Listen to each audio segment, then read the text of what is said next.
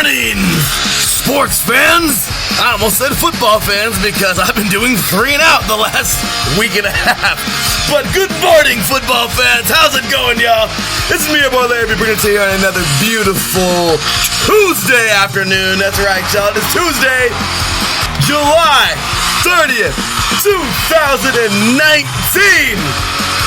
And we've got ourselves yet another wall-to-wall action-packed 2 hours of sports coming at y'all today. That's right, we're going to run for 2, not 3, because 3 and Out, of course, is coming up at 11 a.m. Pacific time, 2 p.m. Eastern.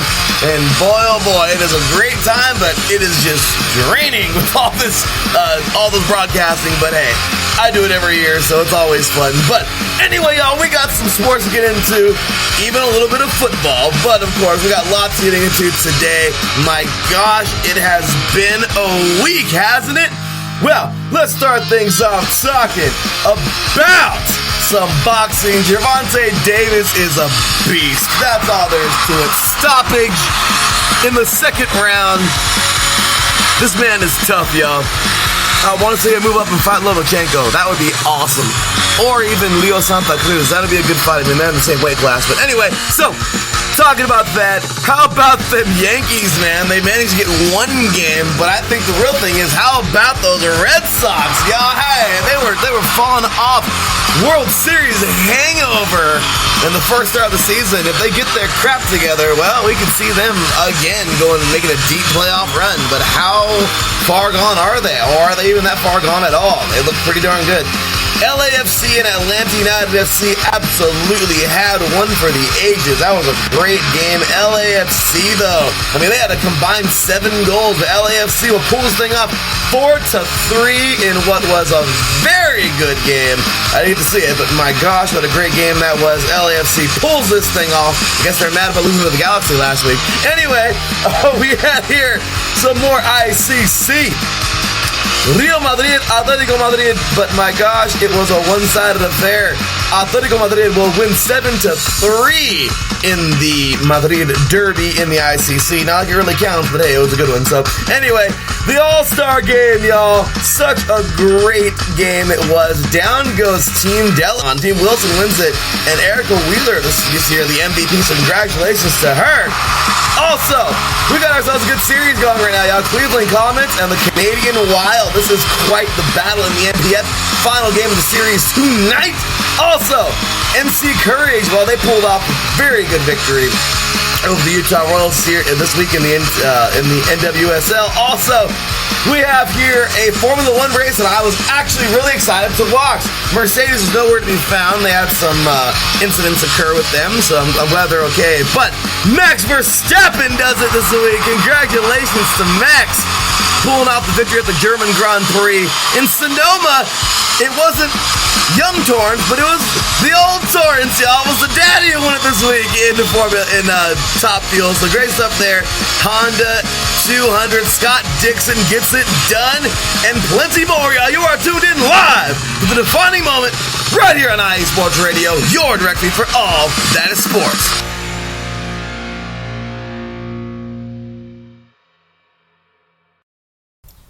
Welcome, sports fans. Well, there you have it. Man, I know, it's crazy. I started off by saying football fans. Y'all heard me. I mean, it has been a week. I mean, my gosh, 8 divisions in 8 days, and the NFL has just been rolling along. And, you know, it always happens, and that's why I was telling my co-host here, about to introduce him momentarily. But, yeah, when it comes to football season, y'all know 3 and Out takes all my time, takes all of my, I wouldn't say energy, because I got plenty of that, but it takes a lot of my time, especially this year, getting ready to work with my masters, do my masters in September, and getting ready for that. I'm coaching varsity football this year at my old high school. I'm subbing, working right now, doing my thing, trying, working every day, and, all that going on, all this craziness going on, playing football myself, still playing some of my pros. So, I mean, just doing my thing. The show is kind of going to get pushed, but I'm glad that, I got a co-host now to help me out with that. So with that said, y'all, welcoming my co-host, glad to have him here today.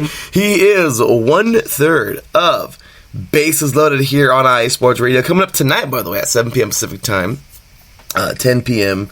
Eastern time, and glad to have him aboard. He is this dude is just doing it, man. He jumped on IA Sports Radio and he's making a name for himself real quick. We already had a name, but he's doing his thing and he's just working. He's working, and I couldn't appreciate all of his hard work more.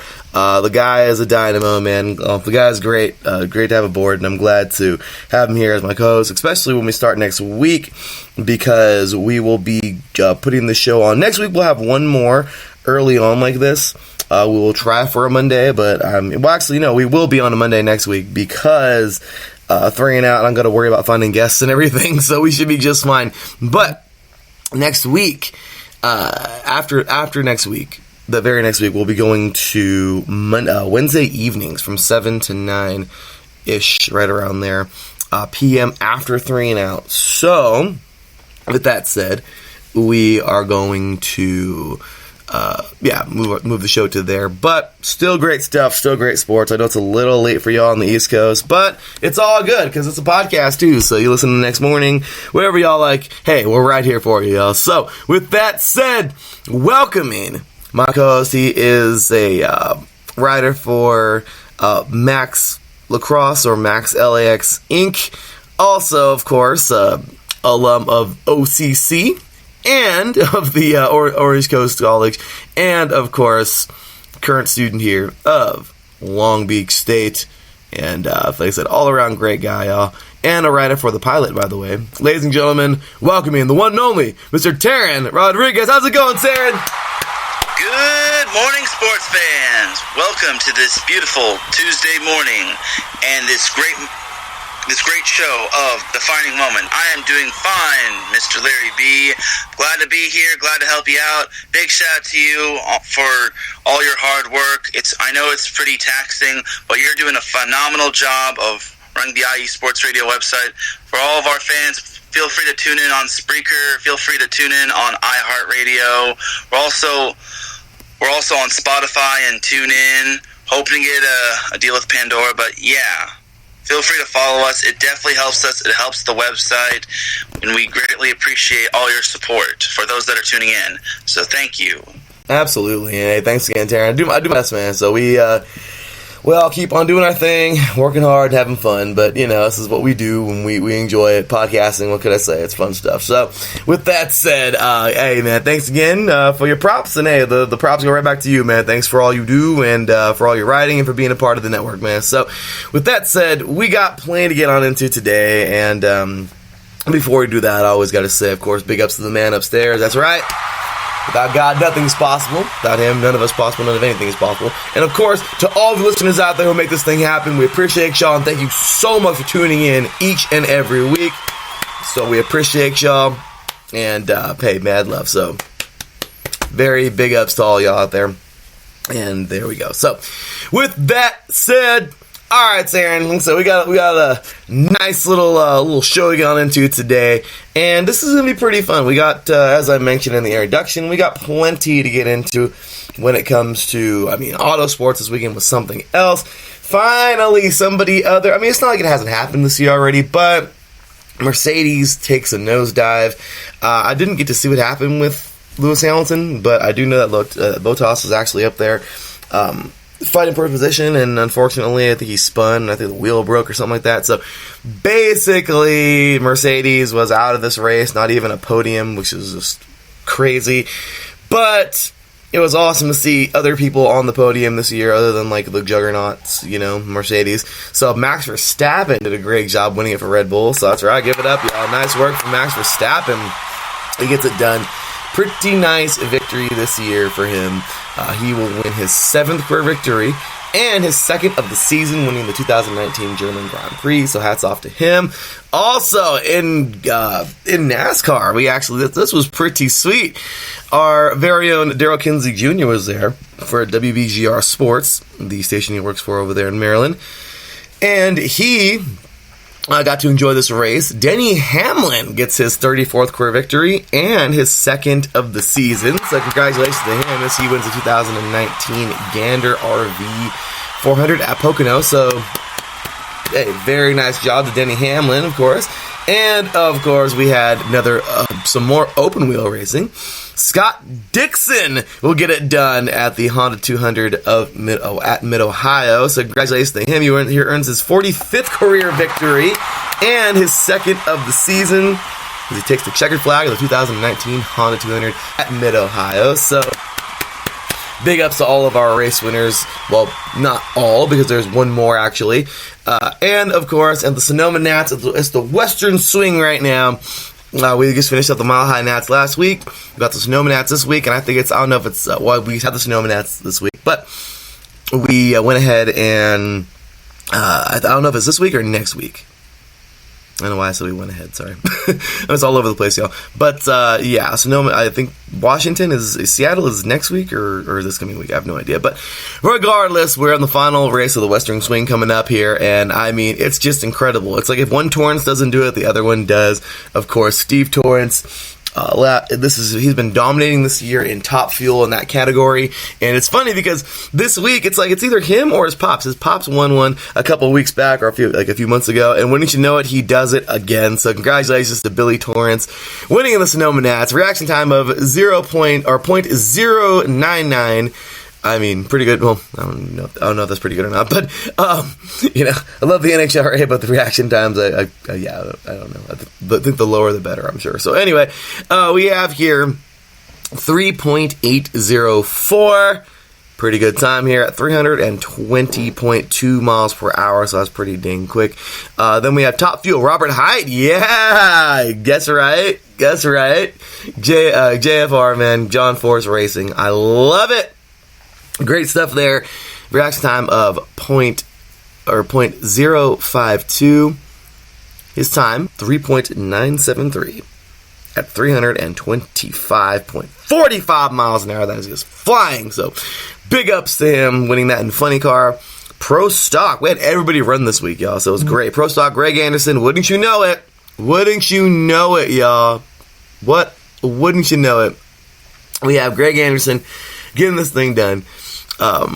Summit, I mean, hey, we've had a Summit's coming along. I mean, a couple years ago they were dominating, and then it went to Bo Butner dominating, and hey, well, it looks like, I mean, he's, from what Darryl always says, Bo Butner's basically renting a Summit car, but anyway, but Team Summit, I guess you could say. Greg Anderson, I don't know if Bo Butner really actually is a part of Team Summit, but anyway, I mean, he's not, but anyway, so, Greg Anderson wins it in Pro Stock, reaction time of 0.067 with a time of 6.602, and at 208.71 miles per hour. And then in Pro Stock Motorcycle, Andrew Hines gets it done with a reaction time of 0.037 at 6. His time was 6.790. at 198 miles per hour. So congratulations to all of our race winners this weekend. NHRA, IndyCar, Formula One, and NASCAR. So great stuff this past weekend. Once again, congratulations to all of the drivers this past week. And yeah, I mean, I guess we can just start up the show with all of the auto sports. So any words on any of these I guess you could say any of these, categories of racing, Mr. Taryn? So it looks like I'm noticing that there are more playoff spots that have been secured, especially in the Pro Stock motorcycle standings. It looks like four racers have clinched a playoff spot. As for the Pro Stock, Bo Butner's the only one that has clinched a playoff spot. As for the Funny Car, Robert High and Tommy Johnson Jr. have both clinched playoff spots as well. And for Top Fuel, the only one that has clinched a playoff spot is Steve Torrance. So, and it looks like the rankings shifted a little in the terms of rankings. Now Clay Milliken is now in second in the rankings, and then Antron Brown, I think. Antron Brown is tied with Clay Milliken, and Brittany Force went down a little, but, still pulling for her because she's from Orange County. Shout out to Orange County, and shout out to Girl Power. Yeah. Hey, isn't it like surprise that Steve Torrance is the only one who's claimed a playoff spot, right? Yeah, definitely. Surprise, surprise. I mean, it's not like he's been dominating the whole year or anything in top fuel stuff. But I actually got to see Brittany Force lose. I was so bummed. Like, I was here, of course. I was flipping through all the sports, and I get to NHRA, and I'm like, yes! And I see Brittany Force ready to run, and she loses. I'm like, no! I was so bummed. I'm telling you, I'm such a Force fan. But yeah, of course, that's my driver, like my driver. Besides her dad, John. But yeah, it was a bummer to see her to drop one this year. I think she's won maybe one this year. I can't think. Like, oh my gosh, it's been a long season. But yeah, I mean, what a job though. By crazy to think, his pops, man, Billy Torrance pulls this thing off. He won one, I think, or two earlier this season. But yeah, good old Steve Torrance doing it in top fuel. What else you got for us, Terrence? So yeah, just to touch base on Brittany Force, it was, obviously losing is inevitable in sports. Sometimes you're going to suffer some tough losses, but depending on how you react to those losses and what your body language is about those losses depends on how you bounce back in the next race. Because sometimes it happens. Like sometimes you just have one of those days. All you can just do is dust yourself off and just find ways you can improve. You neither win or lose, or whether you win or lose, you mainly learn though. Well, that's the key when it comes to sports. Absolutely. So, what about some other risk categories, man? What you got here? So yeah, when you mention Steve Torrance, Steve Torrance is dominating. But see Billy Torrance just winning a race, that was quite amazing. I was like, good on the Torrance family. That's a good racing family right there. But yeah, I was pretty surprised to see Clay Milliken jump up in the standings. So it's great to see. It's great to see there's a little parity going on behind Steve Torrance. From second down, no one is really safe. So that number 2 spot is still up for grabs, and hopefully we'll see more racers clinch playoff berths. Clinch a playoff berth next week when we do the defining moment. Yeah, we shall see more. But yeah, man, how about that German Grand Prix though? I mean, what a day for Mercedes. Like I said, I forgot. I didn't even see what happened to Hamilton. I was like in and out of sleep. But I think he, something happened to his car early on. I hope it wasn't an accident or anything, and I hope he's okay. But I mean, he seemed okay. They didn't mention anything like that. But after that, I saw the ending in Bottas. He gets in a little something happened. I think he broke one of his wheels or something like that, and he couldn't continue. But I mean, you don't wish anything bad on anybody. I don't wish anything bad on anybody, for losses or anything like that, or anything worse at all. None of that ever. But I'm always sitting here complaining, it's just the Mercedes show right now. Nobody's gonna challenge them. They're dominating everything. Whoop-de-doo. Formula One is boring. I mean, you know what I mean? I can't stand. Don't get me wrong.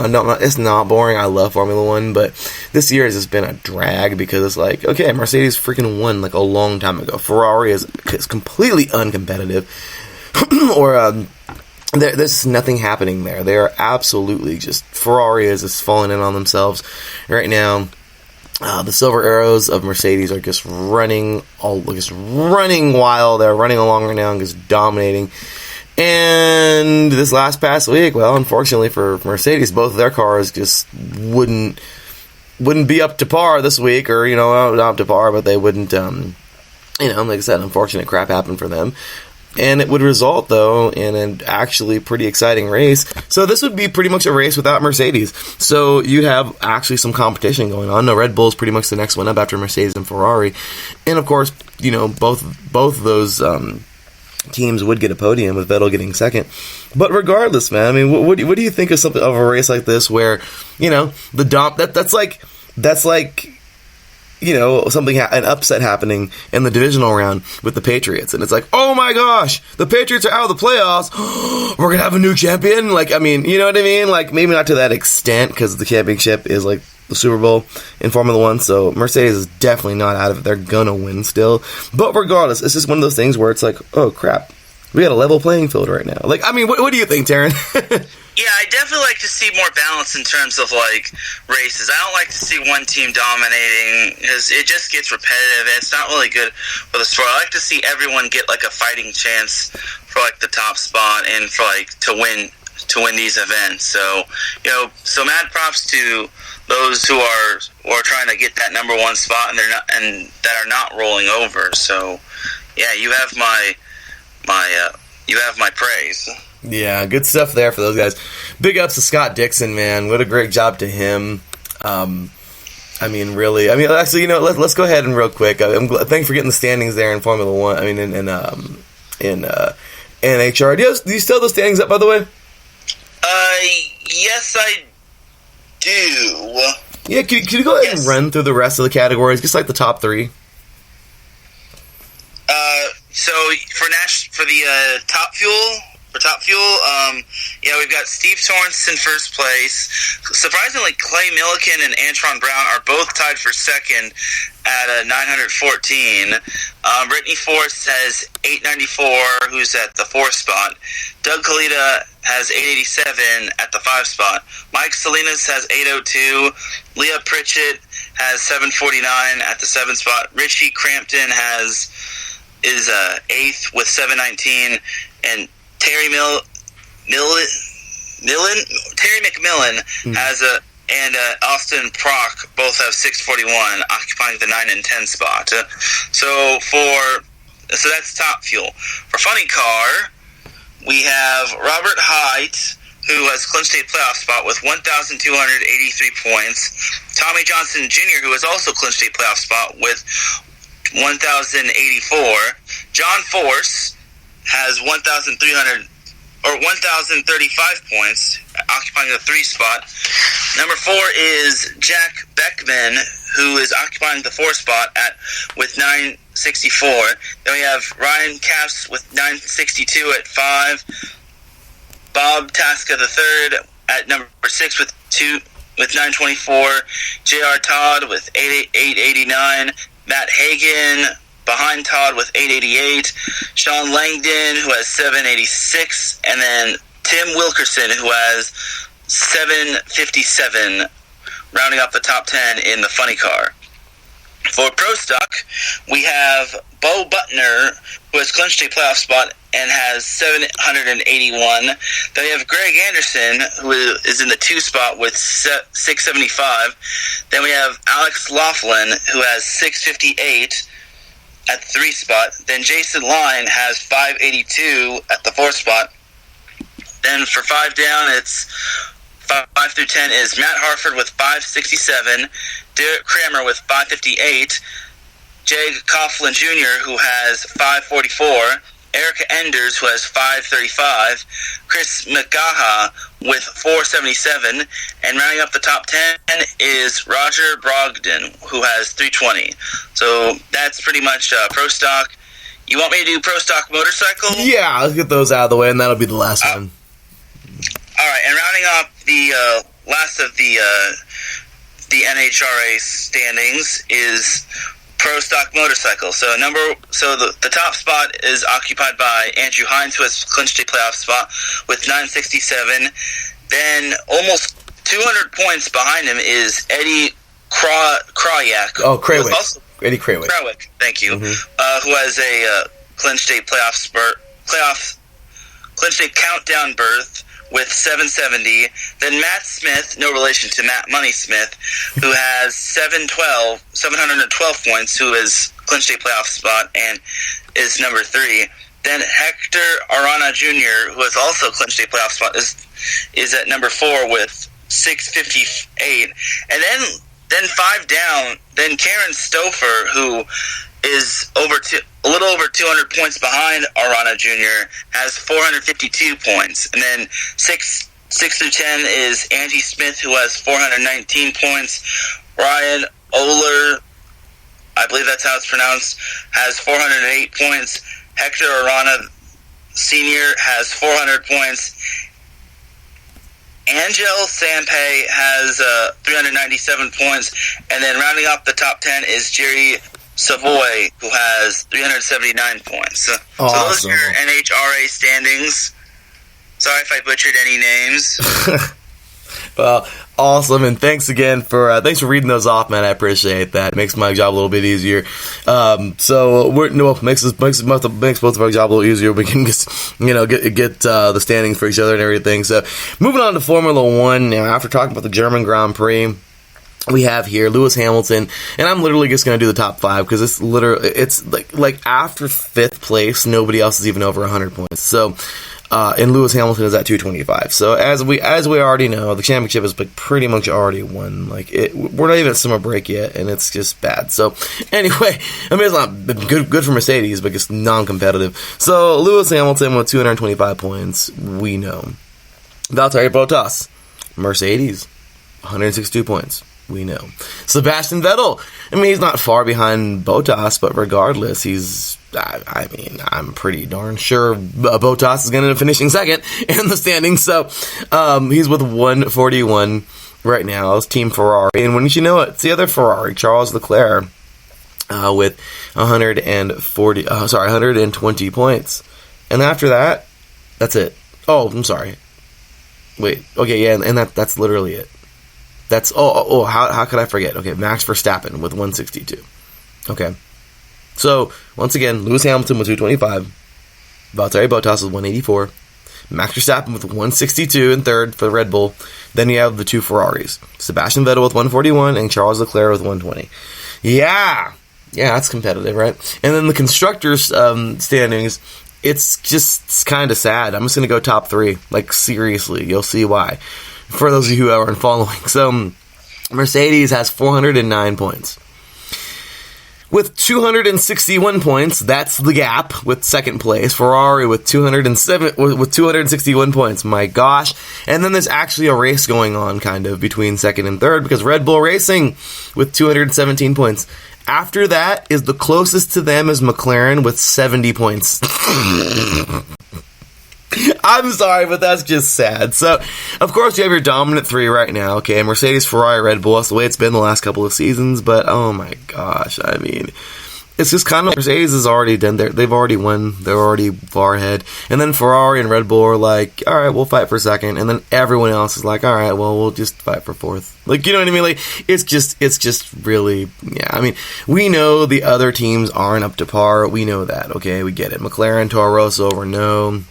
We have Racing Point, Haas Formula One or Haas F1 team, Alfa Romeo, and Williams. Yeah, we know all of those teams just aren't. I know. Okay, we know they're just not up to par with Mercedes, Ferrari, and Red Bull. But it's just kind of messed up because not even Ferrari and Red Bull are up to par with Mercedes this year. So yeah, it's dominant. I'll take Mercedes winning. I have nothing against Mercedes. I'll take Lewis Hamilton winning. I have nothing against Lewis Hamilton. And I will take Valtteri Bottas winning because I have nothing against Valtteri Bottas. But it's just really annoying when it's just that dominant, one-sided crap. So anyway, let's go ahead and get on in. But it's alright. It's the way the season is. Hope next season's a little better. And then on to IndyCar real quick, courtesy of the and that was courtesy of the Formula One app. Now take a look here at the at the IndyCar app. This week we have here. Or I mentioned after Scott Dixon won for Chip Ganassi Racing, we'll go on over to the standings real quick and I'll just read the top 5. So after that victory, Scott Dixon finds himself in 4th place. I don't know if he moved up or not, but he's definitely got himself some points. I mean, some more points. Joseph Newgarden still leading the charge. 4 wins and 1 pole this year with 504 points. Alexander Rossi, 2 wins and 2 poles with 488 points. Simon Pagenaud is currently in third place with 3 wins and 3 poles this year with 457 points. Scott Dixon getting his second victory his last past week at the Honda200 at Mid-Ohio. No poles this year, but he doesn't need any because he's in 4th place right now. I mean, I'm sure moving up he will. And we're on to our last 4 races, I think. So he has 442 points, and then Will Power will round out the top 5. No wins this year, but he's got 3 poles, and he has been very competitive because even though he hasn't won any races, he's still in the top 5. I mean, he's consistent. with 356 points. So anyway, there you have it, the top 5 right now in IndyCar, and then we will go ahead and roll on over to some NASCAR, which this is pretty cool. I mean, pretty sweet. You see any of Daryl's social media this past week, Mr. Taryn, with him in the pits and everything? That was pretty sweet. Oh yeah, definitely.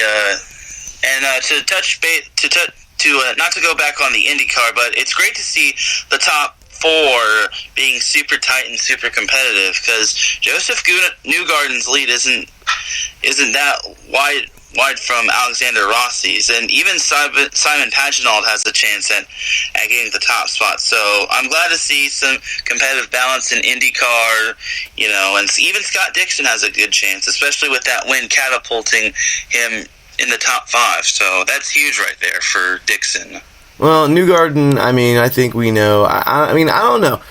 We got 4 races left. And, I mean, right now I feel like this is we got a tight race.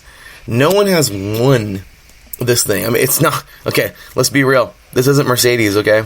You know what I mean? Oh, yeah, definitely. Like, we have 4 races to go in the season. And this is nowhere near a Mercedes type of run away with it season for these guys. I mean, we have a really good fight going on here, and no one has won yet at all. But it's not like we whoopsies, sorry about that. It's not like we we're nowhere near like the end of the season. I mean, even though we are within 4, we're nowhere near like the end where there's like somebody that's already solidified. So I'm really excited for this. And by the way, coming up, going back to the official official IndyCar app schedule. Let's see here. So I mean, 4 races to go. So it looks like we got the Long Pond, the ABC Supply 500, and I think that's actually at Pocono. Yes, it's at Pocono. So NASCAR was just at Pocono, and now we have IndyCar going to Pocono.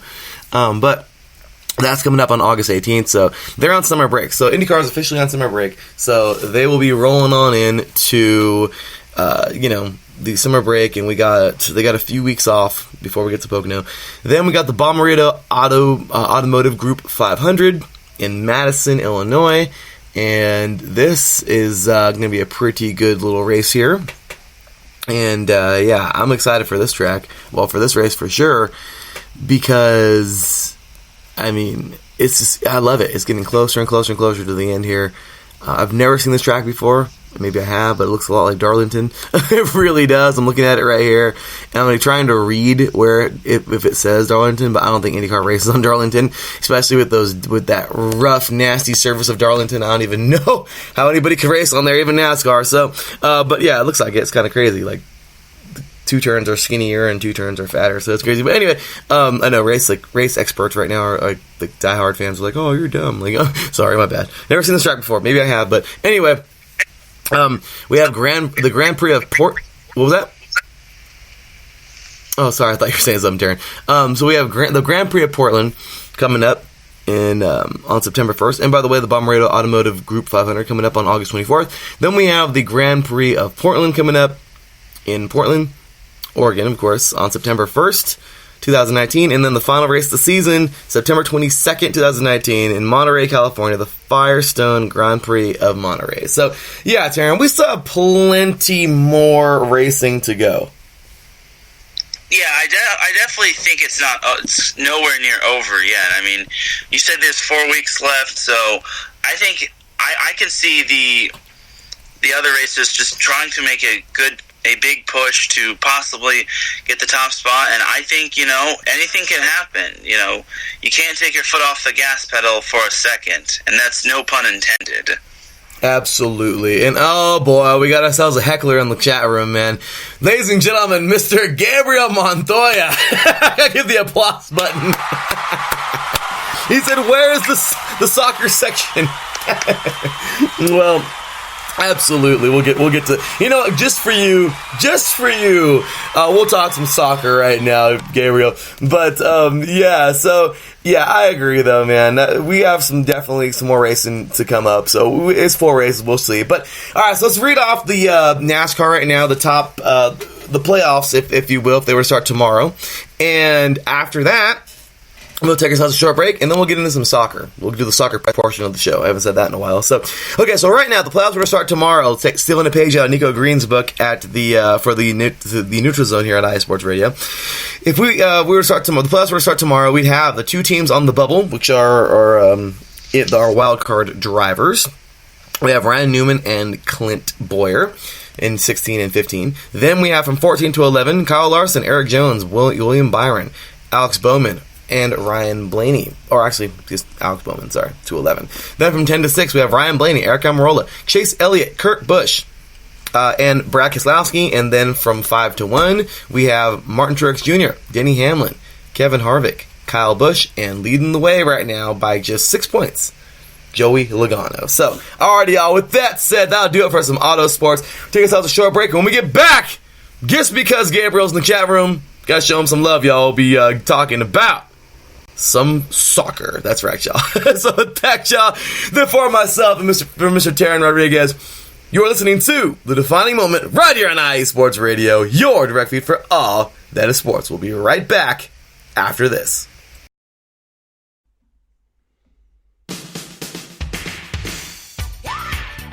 What up, all you boxing fans? This is Vince Wright, the sports governor, and me and Gilbert Batista are the host of Ringside on IE Sports Radio. Make sure you keep it tuned to IE Sports Radio, Spreaker.com for the latest edition of Ringside. All the boxing news you need right here. Keep it tuned, Spreaker.com, IE Sports Radio, your direct feed for all that is sports.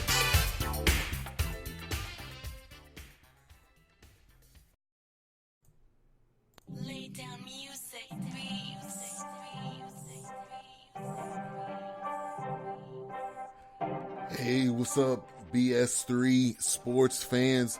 If you love listening to the BS3 Sports Show, check out the weekend wrap-up every Monday at 12:15 Central Time, 1:15 Eastern, recapping the weekend in sports like you never heard it before. Comedy, interactive chat room, it's a must-listen. Weekend wrap-up on Spreaker.com. Part of the X Squad. Check it out. You won't be disappointed.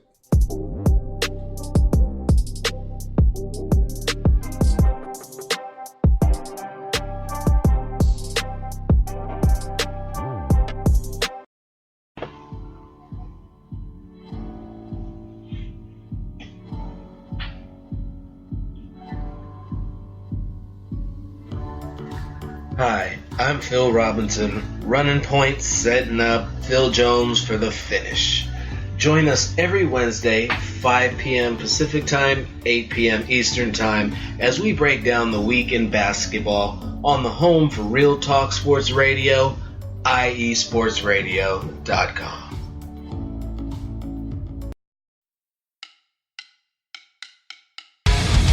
Good day, folks. Yours truly, Nico Green here, reminding you, tune in to the Neutral Zone Hockey Talk Radio Show, Tuesdays, 4 p.m. Pacific, 7 Eastern, proudly brought to you by IE Sports Radio. It's the Neutral Zone. All hockey, all the time. Take care. See you soon.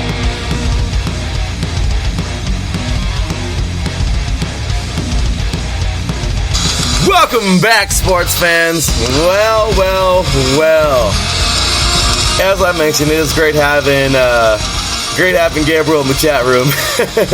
By the way, Gabriel was actually over here in my neck of the woods this past week, and it's kind of funny because I went to Old Town the very next day, but over here in Old Town, Temecula. And I'm not like right next door, but I live not too far, so we went to the wineries, and it was pretty cool hearing Gabriel like, oh yeah, I was over there. So big ups to Gabriel. He said he went to 1909. I didn't even know what that place was. And then when I was there the next day, like, I heard it. I think I saw it, but it was like right there. I was like, oh yeah, that's what that place is. Like, yeah, so it's pretty funny. So Gabriel, of course, talking about that on the Soccer Scoreboard show, that he was going to the winery, over here in Temecula, or the wineries over here, wine tasting. So that was pretty cool. But yeah, man, sorry I missed you, man. It would have been cool to hang out. But so let's go ahead and by the way, Gabriel, a native of Long Beach, I think. So in that area, not like I know he's over there, but I don't know like he grew up there. But anyway, so with that said, just for Gabriel, we got some soccer press. We got the soccer press portion of the show right here, and I'm just thinking of the Soccer Scoreboard show right now, and it's like I wish we need our the music like Gabriel, like his little music. Like all I can think of right now is the Get Stuck In segment, and I love it because every week if you listen to Gabriel, it's like I love what he says.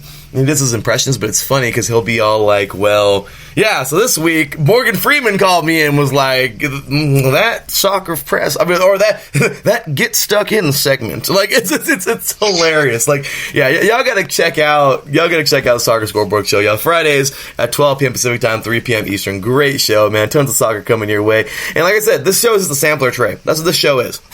You get a sample of all sports, but hey, you want more sports, y'all? You jump on into the shows that are dedicated to those sports, like soccer right now. It's the soccer press portion of the show, but hey, you want more soccer? You know where to get it, y'all. Y'all know where to get it over there in with the Soccer Scoreboard show. So, alrighty, y'all. So let's go ahead and get on into some ICC for the last week. On Tuesday, let's pick up where we left off last week.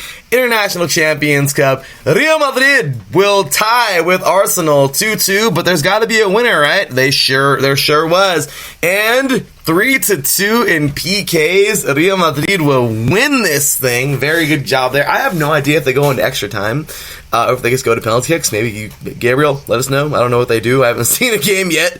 It's these hours sometimes, and then work, of course, and everything. So anyway, while coaching and everything. So anyway, Atletico Madrid will actually defeat, and this was a good one. They tied 0-0 again, and 5-4 in PKs. Atletico Madrid will defeat Guadalajara, Las Chivas, and what a great game that was. I remember seeing Gabriel's tweet about this. He says Guadalajara actually played a good game or something like that, or something. So I remember seeing a tweet like that from Gabriel. And Gabriel, go ahead and elaborate, man, of why you thought they played such a good game. I mean, in my opinion, 5-4 penalty kick, that's taking it all the way to the end. That was a really good job there. So then we have Bayern Munich, which defeated AC Milan 1-0, and that was all on Tuesday, July 23rd. That was a freaking lot of good soccer on one day, alright? I love the ICC. I don't care if it's a glorified preseason tournament. That is a great tournament, okay, with lots of great teams that never get to play each other hardly.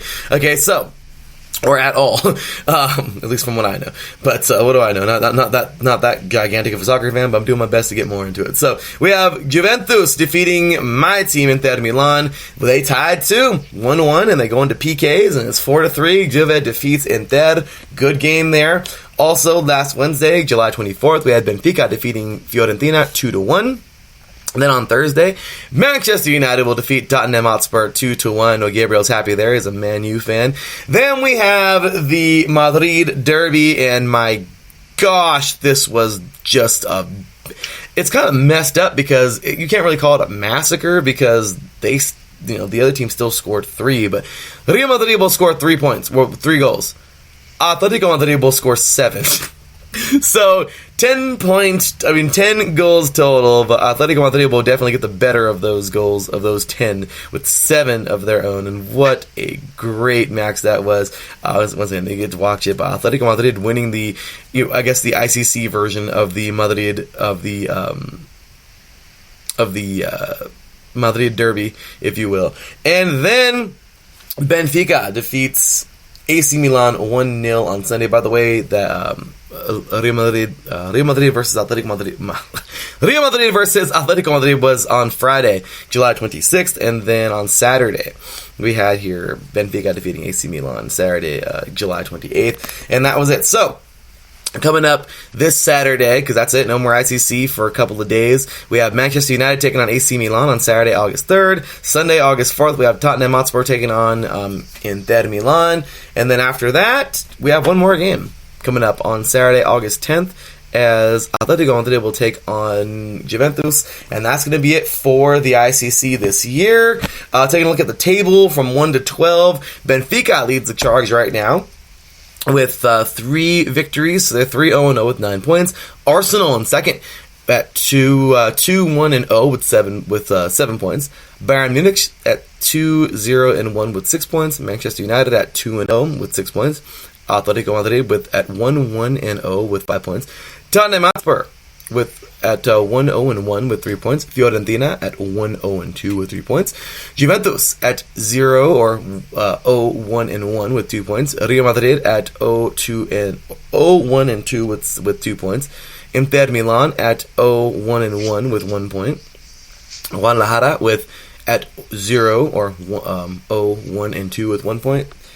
And then AC Milan at 0-2 with 0 points. So that's a current look there at the ICC, and that's it. Before we go ahead and move on, what do you think? What do you think, Taryn? I mean, crazy matches this last past week, right?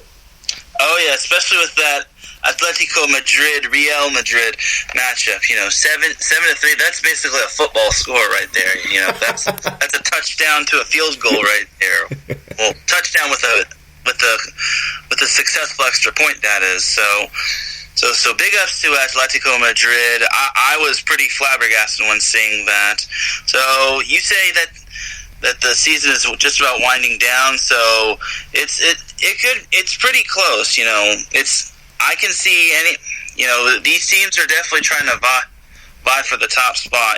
Not much is separating them. I mean, I know there hasn't been a whole lot of matches played, but I'm looking forward to seeing these matches, to see how these matches pan down the stretch. So yeah, the Manchester United Milan one is definitely something I might be watching, because if I had to choose one team, I kind of choose Manchester United, considering most of my friends are Manchester United fans. But I'm not too strong on the sport, if I'm being real, but I'm starting to look at some ICC. It's definitely fun. It's definitely amusing. And soccer is a game of momentum. If I've learned anything when watching soccer, whenever you have the ball in the front field, you basically have the momentum and you're putting the other team on their heels, especially when you score, because it can take a little while depending on how your defense is if you allow a goal. Yeah. Definitely, man. Soccer, it's a beautiful game, man. What brings everybody together. I love it. Thank you, by the way, Mr. Gabriel, for clarifying. Yes, they go straight to PKs after time, of course, after the 90 minutes and stoppage time. And what do you call it? Gabriel says Real Madrid are a dumpster fire right now. And, I mean, it can't be the easiest for this team right now. Okay, you lose the best player in the world, okay, in my opinion. Cristiano Ronaldo, he leaves last year to play for Juventus, and that's that. And now I honestly don't even know who they have there. Of course, that's Gabriel's team in La Liga. But this year, I don't know, Gabriel. Let us know, man. Hit us up in the chat room. How do you think Real Madrid is going to do this year in La Liga? I mean, and who do you think is going to win it? Because all the leagues are coming up, guys. Once again, it's a glorified preseason tournament is what the ICC is. I mean, even though I think it's really cool, but that's pretty much what it is. But all the leagues are getting ready to start, y'all. We have all the European leagues. We have, I think as soon as next week or in a couple of weeks. I mean, seriously, we have the Premier League, of course, the English Premier League getting ready to start up, or the EPL. We have the Bundesliga, the German Bundesliga starting up, Serie A, Ligue 1, the Portuguese Liga, of course, that's getting ready to start up. I mean, like I said, La Liga is getting ready to start. I mean, all these different leagues, they start up in August, so, I mean, let us know, man. Gabriel, what do you think? Pick a winner if you can. Pick a winner for every, for the leagues that you follow. Let's see, man. Pick a winner. Let's see who you think is going to be, competitive this year, or who you think is going to win it. So, with that said, let's go ahead Gabriel now. Stradamus, right? What was that? There. Gabriel Stradamus. Sorry to cut you off there, Larry. It's all good. Gabriel Stradamus. That's pretty funny. So, with that said, Gabriel Stradamus. That's pretty funny, man. So, with that said, let's go ahead and go on to the game of the week in the NWSL last week. The Courage, man. How about this? The North Carolina Courage, of course, the team that Miss Angela works for, and, well, we'll be talking to her in a little bit. of course, on 3 and out. But yeah, this team right here, great game. And Kristen Hamilton will score with 30 in the 35th minute. Well, actually, Kristen Press. Well, she's coming right off of the Women's World Cup. She will score the first goal of the match for the Utah Royals in the 13th minute. Then we have in the second, or we have Then we have here. Let's see here in the first half, still in the 35th minute, Kristen Hamilton will score. Then after that, we have in the second half, Jessica McDonald scoring in the 54th minute, and that's really it. There was nothing after that, and the North Carolina Courage take a victory. They get it done, and that's pretty much it. So right now, courtesy of the ESPN ScoreCenter app, let's take a look at all the standings. There's only 9 teams in the NWSL, so we can look at all the teams. But right now, we have here Portland Thorns FC leading the charge at 7-5-2 with 26 points. The NC Courage at 7-4-3 with 25 points, right there behind Portland. The Chicago Red Stars at 7-2-5 with 23 points. The Washington Spirit with at 6-3-4 with 21 points. We have Seattle Reign FC at 5-5-3 with 20 points. Houston Dash at 5-5-4 with 19 points. Utah Royals FC at 3-5-3 with 18 points. We have the Orlando Pride at 4-3-2 with 11 points, and then we have Sky Blue FC at 4-2-2 with 8 points. So, with that said, before we get into the game of the week for the NWSL, your thoughts on that last game? So yeah, that was a very crazy game between North Carolina and Utah. You know, that was a huge win for Carolina. They definitely needed that because, you know, with how tight the race is between first through fifth, you know, it definitely, you know, you can't really afford a loss at that point of the season. And, you know, Utah was definitely kind of trying to order the upset special. So, and they struck early, but then North Carolina just responded. It was really crazy. So, you know, North Carolina probably just gathered together and said, you know what, we can't be losing to the seventh ranked team. So we got to get it together. We got to make sure we're not lackadaisical, and we've got to get the ball rolling. So, and they did get the ball rolling in that after Utah scored the first goal. So, big ups to North Carolina. You know, Portland's still the heavy favorite, but you know, I'm definitely checking out these matchups. You know, I'm definitely keeping an eye on these because, you know, that race for first place is definitely up for grabs. So Portland can't be relinquishing their grip on it just yet. Yeah, it's going to be fun, and we're getting close to the end of the season, guys. Like, I mean, this is it. Like, we got one more month, and I think in the end of September is right when somewhere in mid-September, I think, is where the playoffs are, or getting close to there, or in September. I think the championship is at the end. The NWSL championship is at the end of September, or right in October, right around there, the beginning of October. So, with that said, Gabriel says here in the chat room, he says, he explained why Real Madrid was a dumpster fire. He says, they haven't replaced the old center, mids, Cruz, and Modric. And he says they had a deal in place for Bale, and they pulled out because Asensio tore his ACL. This was after the management, Zidane said things would be better after Bale was gone. Just wow. And yeah, dumpster fire. I mean, I guess that's about it. That sucks, man. I mean, it's rough. It's rough for this team. I mean, it's crazy because these leagues, man, like, it's a trip. And I don't know. It kind of sucks because I would love to say that, well, I want to cheer for a team that's not all, like, super, like, at the top. But, seriously, it's kind of hard because, I mean, I'm a Galaxy fan. So, I mean, I've only been a Galaxy fan for a few years, like, watching the team. But they've been that dominant team in the MLS for a lot of years now. So, it's like, crap. My team was that team for a while. Now they're, you know, I mean, we'll get to them momentarily. But still, it's just, it's crazy because, like, you think of these big dominant teams around the world, kind of like Mercedes we talked about, you know, Formula One, and it's funny because, like, if you look at La Liga, I know more teams But it's just because I do the show. We do the show. We cover sports. We cover all the leagues and everything. It's not like, like any teams are relevant other than Barcelona, Real Madrid, Atletico Madrid, and that's it. I mean, that's really it. Manchester United, Manchester City, Tottenham Hotspur, Arsenal, Liverpool. Those teams because they're popular. But some of them, they have. That's why there's a little bit of fluctuation in the English Premier League. But around the world, it's kind of messed up. Because there's teams where you're just like, okay, well, they're either they got relegated up or, who knows, but we don't even know who this team is. I mean, you know what I mean? You have to, really follow the sport, but there's some teams that can stand out, like Real Madrid or, like, Barcelona.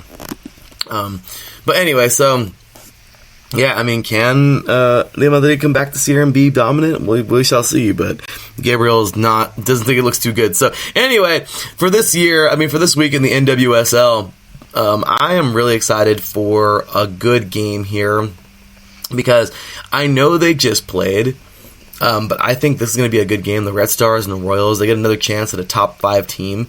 The Royals do, and that should be quite the game. But my game of the week is going to be that's on Saturday. My game of the week is going to be on Friday, though, and that's going to be the Washington Spirit at NC Courage.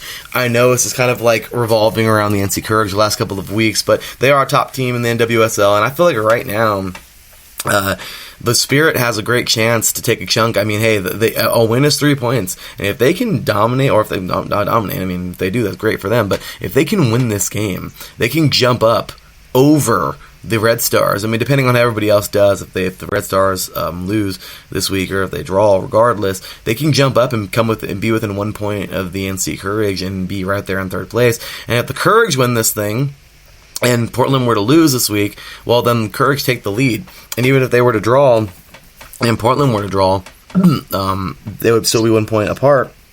And even if they were to even if Portland were to draw and the NC Courage were to win, they're tied for first place. So, what do you think, Taryn? So you talk about that's probably my matchup of the week right there.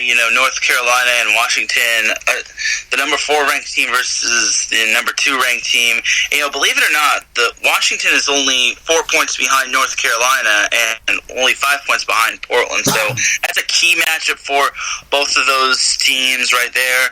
I also am interested to see how the Houston Dash will do against the Reign. I don't know how many teams go to the playoffs off the top of my head, but there's not much separating the Reign and the Houston Dash. So, and the Reign could also be looking to move up in the rankings as well. So honestly, a Washington loss and a Reign win could flip-flop the entire standing. So it all depends on which team shows up and which teams can get the ball rolling, like I've been said. But Friday definitely has a lot of good matchups. So as my boy George Jones would say, it'll be finally Friday yet again. So and I'm going to be looking forward to that. So yeah, if you don't know that song, you should definitely listen to it. George Jones does make some good hits. So yeah. Oh, I gotta check that out, man. So, this past week, we had a game to forget. Gabriel, here we go again. Go ahead, Gabriel. Get the crap talking going, man, because Portland Thorns, that's messed up. Portland Timbers absolutely dismantled the Galaxy. This was terrible. This was absolutely terrible. There was nothing to be proud of, Galaxy fans. This was disgusting. It's like the Galaxy didn't even freaking show up. It was terrible. 4-0. Good job, Portland. Hey, beat us down again. If the Galaxy don't want to play, fine. I want more goals next time, man. Score a touchdown. Score 7, all right? It was terrible. Absolutely terrible. So, I have nothing more to say for the Galaxy. We just went out Tráfico and we're all like, okay, we're good. Seriously, we just got destroyed. at least score a goal or something. But regardless, it was just bad. So, that was last past week. We had here, so we can just recap real quick. Let's see here. So on Friday, NYCFC 3-1 over Kansas City. Good victory there. And then on our game of the week from last week, LAFC, man, 7 freaking combined goals, okay? Let's do this, all right? So starting it off, Mohammed Adams will score in the 2nd minute of the game, okay? After that, in the 33rd minute, Adama Diomande will score, hopefully I said that right, in the 33rd minute, 1-1. Then just a couple minutes later, 5 minutes later, Diego Rossi will score in the 38th minute, and then you get into stoppage time, and in the second minute of stoppage time, Joseph Martinez, the guy that I told you before, it was cool. I seen him score a goal a couple weeks ago versus versus Seattle Sounders, and he scored this awesome header, and he wasn't even excited because they were still down 2-1, and he was just like, let's go, like not even excited, like, we should be leading this, like, why are we down? Like, so he seems like a tough player, man. This guy Joseph Martinez, I gotta pay more attention to this guy. Even Angela, who I think follows who follows Atlanta United FC, says this guy's, he's been doing good. I think she's a fan of theirs, and she said he's been doing good this year, so I gotta pay attention to this guy. They're talking about him, giving him high praise. The commentator saying that he's a competitor, and I really want to see more out of this guy. So, Gabriel, what do you think about this guy, man? Joseph Martinez. Next up, then Carlos Vela actually will score in the 42nd minute, a penalty kick, so they take the lead, okay? So, LAFC will go up 3 to 1 in the 42nd minute. Then we have Joseph Martinez scoring in the 2nd minute of stoppage time, so it would be 3-2 going into the half. Then we get on in to the second half, and in the 45th minute, oh my gosh, never mind. Okay, this whole thing just got jumped on its head. Okay, I gotta get better at this. Carlos Vela will score in the 42nd minute with a penalty kick. Then we have, in the 45th minute, Edward, looks like Atusta, will score in the 45th minute. Taryn, it is 4-1. Yeah, 4-1. Yeah, 3-goal deficits in sports like hockey and soccer and field hockey is the worst lead to be facing. It's good when you're up, but when you're facing a 3-goal deficit, that's the worst lead to be facing. So if you're able to tie or rally back and win in regulation, for that matter, hats off to you. So back to you, the LAFC Atlanta United. Just what a beatdown! It is 4-1 in the freaking first half. Then Joseph Martinez, I wonder how his reaction was to this one. He probably wasn't even happy with this one at all, because if they were down 2-1, it was when they were facing Seattle Sounders. He was probably pissed off. He probably wasn't even trying to celebrate. Maybe he was, I don't know. But 4-1. So finally, Joseph Martinez, Atlanta United FC will score. It's 4-2. After Joseph Martinez scores in the 2nd minute of stoppage time, and then, so 4-2 at the half. Then we get into the second half, and it was a rather bland second half. However, Eddie Segura will score an own goal. So LAFC was just scoring. They got so tired of scoring the goals for them. They just figured, let's just help these guys out. Let's give them a goal. And so guess what? LAFC scores a goal, an own goal, and there you go. In the 51st minute, it is now 4-3, and after that, it turned into a defensive game, and LAFC will get this thing done. My gosh, where's that applause button? I can't stand them because they're our rivals for the Galaxy, but what a freaking game! And LAFC, man, gets a big victory here. Gabriel is just going off in the chat room, so we got to go and take a look at what he's saying in there. So let's see here. What's he saying? All right, so I think he's going to go say some Real Madrid stuff here. So same as last season. He says limp into third place, eliminated group stage of champions. Eliminated from group stage of Champions League. The Galaxy are freaking horrible. I know, Gabriel. Tell me about it. We just went out Tráfico and look at this. He said this might be the worst third place team of all time. They are, man. The Galaxy freaking suck right now. He says, screw LAFC. I know. I can't stand them either, but hey, at least we beat them, right? Tráfico. Then he says they were gifted a penalty on a terrible call, and they scored 2 offside goals for the freaking reason. For some freaking reason, wasn't called back by VAR. And listening to Gabriel this past week talk about VAR, it was cracking me up because he was like super pissed off. Like, he's like, really, VAR? You can't, like, you're a thing now and you're not even here? Like, it was pretty funny. Like, I don't know. I thought that was pretty funny in the Soccer Scoreboard show. He was like, well, I thought we were using VAR now or whatever. And then he says, in the last 2 games, LAFC have been gifted 5 goals that should never have counted. It's not even debatable. And yeah, see, well, that's crap. So, it is what it is. I don't like LAFC, but victory there for these guys to win it on Friday. On to Saturday. Once again, Portland just absolutely destroys LA Galaxy 4-0. New England wins the game, all right? They've been winning every now and then. They've actually been pretty okay this year. New England Revs, they win this thing 4-1 over Orlando City SC. And then we have Columbus defeating the New York Red Bulls 3-2. Good game there on the road. By the way, New England won at home versus Orlando. Then we have a 0-0 draw. Chicago and DC United in Chicago. In Dallas, another 0-0 draw here between them and Real Salt Lake. Seattle will go on to Houston and defeat the Dynamo 1-0 on the road. And then we have yet another 0-0 here.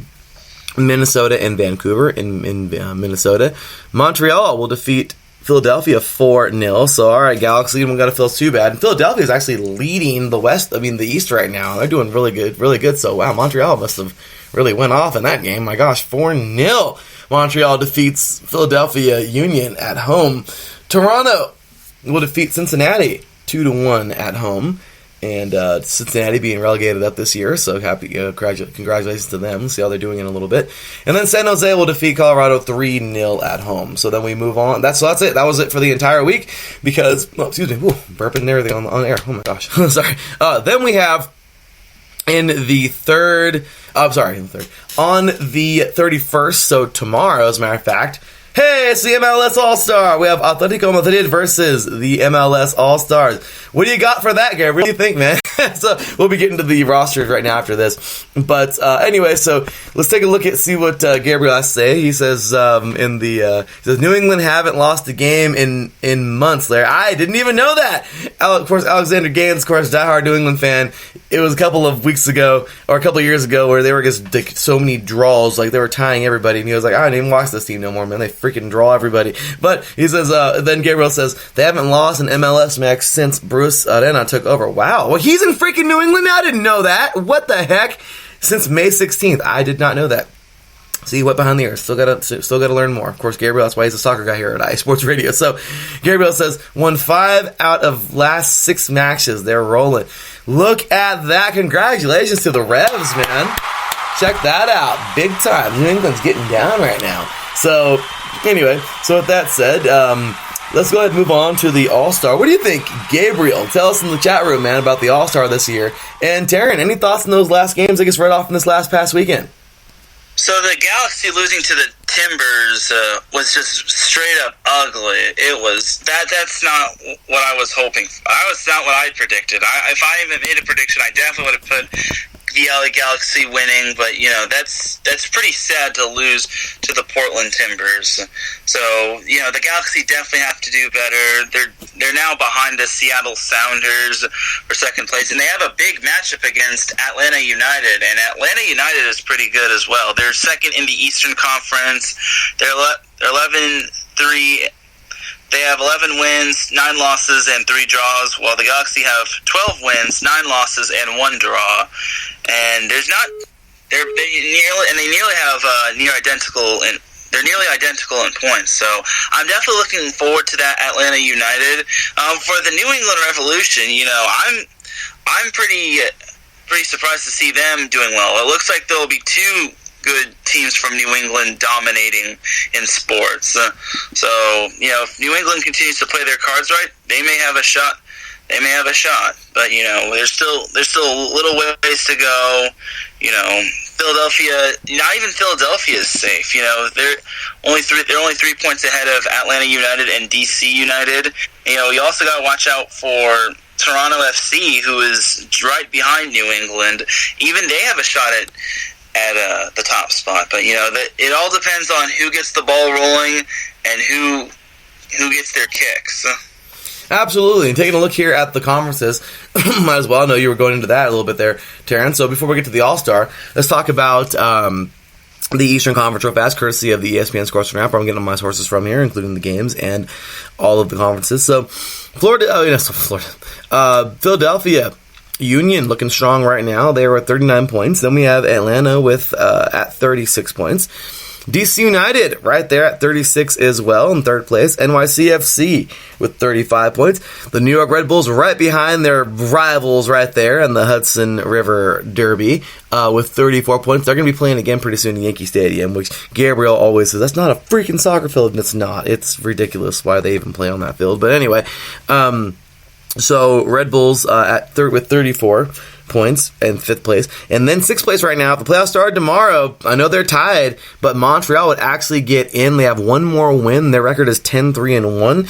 And the New England Revolution, they're at 9-6-8. So I guess based off of wins, even though they both have 33 points, right now, if the playoffs were to start tomorrow, Montreal will get on into the playoffs. There you have it. And then right outside, the Revolution with 33 points. We have Toronto with 32, so that's pretty close right there. That's the East. And then for the West right now, LAFC, 49 points. My gosh, they have an 11-point lead. It's like, I just think it felt like yesterday this was a tight race. LAFC just dominating right now. I know Gabriel says they have been gifted, and I'm not the biggest fan, and I will agree with that. But hey, to the LAFC fans listening, my bad. But 49 points, they're leading the charge. Then we have Seattle with 38, the LA Galaxy with 37, San Jose with 37, Minnesota with 35, and Dallas with 33. And then teams right outside, we have Portland with 31, Real Salt Lake with 31, and Houston with 30. So that is a little bit of the teams that are closest right there on into the West and the East. And let's see one more thing. Let's just go ahead and jump back over there to the chat room and see what Gabriel is saying here about. Let's see here. Let's see, where's he at? Where is Gabriel in the chat room? Oh my gosh, there's all kinds of stuff. Let's see here. Oh, I'm not gonna read that. It's messed up. Y'all wanna read that other comment, man? Go ahead and read that. Thanks, Gabriel. But he says, but everyone but LAFC are mediocre this season. Yankee Stadium is a shoebox. And no joke, man. It really is. Why are they playing freaking soccer on a baseball diamond? Okay? Soccer is a bigger field than a football field. Okay? It really is. Soccer is basically a freaking, it's been around longer, I think. So let's go ahead and put this up. What the Canadian League plays on, that gigantic field with a 60-yard line, okay? That has like gigantic 20-yard end zones and the goalpost at the front of the end zones, and it's wider. It's like 50 or 60 yards wide or whatever. That gigantic field that the CFL play on with 12 players on 11 players in the Canadian League for football, the Canadian Football League. Yeah, that's basically a soccer field. And you're telling me that a baseball diamond, they can put a freaking football field in there? I mean, okay. Don't get me wrong, I have seen it in CIF where they do play in Angel Stadium, and they do actually turn it into a football field. I mean, it's kind of smushed, but yeah, you can put apparently in the outfield you can put a football field in a baseball diamond, but a soccer field is way bigger. That's crap. It's crap. You can't play. I think that's so stupid. Like, that's the dumbest thing. And I didn't know you can play with altered fields like that. I just learned a couple years ago that baseball diamonds were all different, like with the walls and everything. I was like, oh, that makes sense. But like, yeah, this is different. Like, like the green monster, it eats home runs. You know what I mean? Like, I don't know. And then Yankee Stadium, from what I understand, it's a hitter's park. Like it's easy to knock it out because it's not that big. I didn't know they were different sizes. But anyway, but yeah, in soccer, that's crap. That is just crap. I'm so mad. And it's really annoying. Then Gabriel says, read, I'm not reading it. You read it. And then he says, shooting with targets, extra points for volleys and bicycle kicks, and passing to targets. Yeah, it's just really, really irritating. Oh, he says, I'm looking forward to the MLS Skills Challenge. I didn't even know that there was, but that's really cool. The MLS All-Star Skills Challenge. When is that, Gabriel? Is that on Wednesday as well? And getting on into the rosters here. Let's do it, man. So here we go. Looks like the first name up, of course, Zlatan Ibrahimovic, of course, being here, starting off there. He is a forward. So it's courtesy of MLSsoccer.com. And Joseph Martinez. Wouldn't you know it? We just talked about that guy right now. So those are, okay, so they'll be starting this year, or I guess these are all the forwards. Wayne Rooney, of course, English legend right there for DC United. And of course, Joseph Martinez for Atlanta United FC. And we have here Zlatan Ibrahimovic for the LA Galaxy. Then we've got Carlos Vela from LAFC. And Chris Wondolowski of San Jose. Then we have midfielders. We have Ezequiel Barco from Atlanta United FC. Diego Chara from the from the Portland Timbers. Jonathan Dos Santos, from the LA Galaxy. Mark Anthony K, I believe, of the LAFC or of LAFC. Nicolas Lodiero out of Seattle, and it looks like we have a couple more.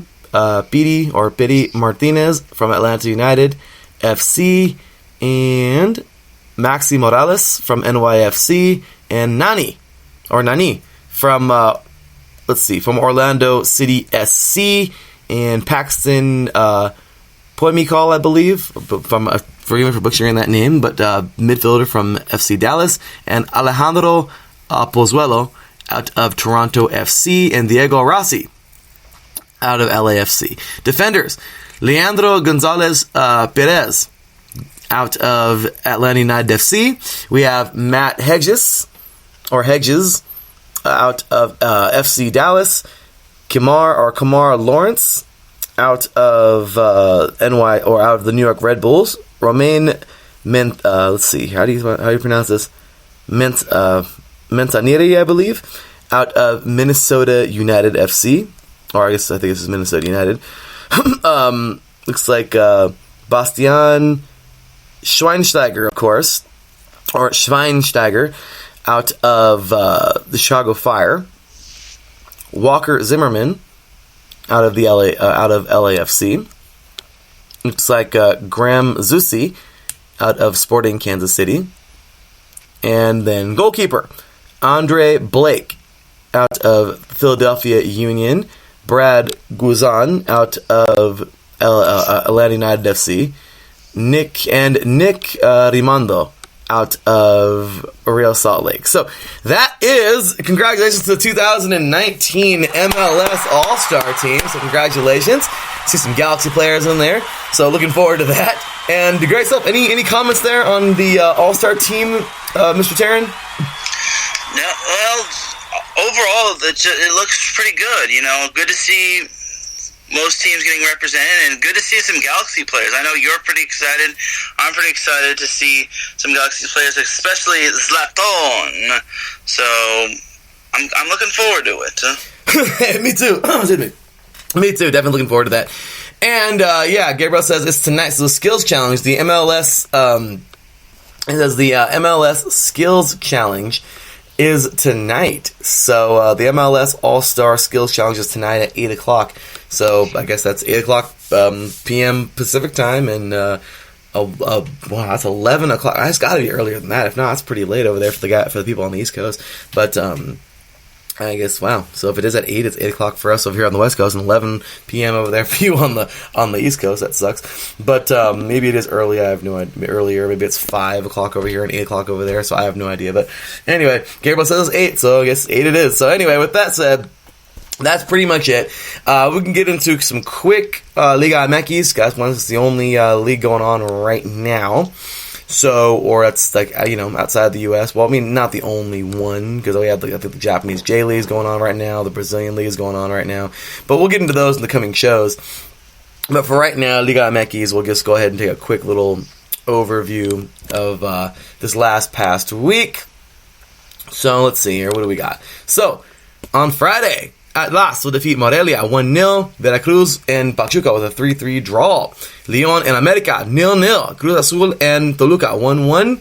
Tijuana and Querétaro 1-1. And then on to Sunday, UNAM, Las Pumas will defeat Necaxa, my team, 2-0. Let's see here. Atletico San Luis, I think that's Atletico, because it's AT with the period. So I think Atletico must have gotten relegated. I never heard of this team. So Atletico San Luis with a 1-0 victory over Monterrey. Santos defeats Juarez, 3-0. Juarez, I never heard of them either, so they must be relegated. I'm just saying, I've only been getting into this like soccer around the world for the last couple of years, so forgive me. And then Guadalajara will defeat, let's see here. Oh, Las Tigres, UANL.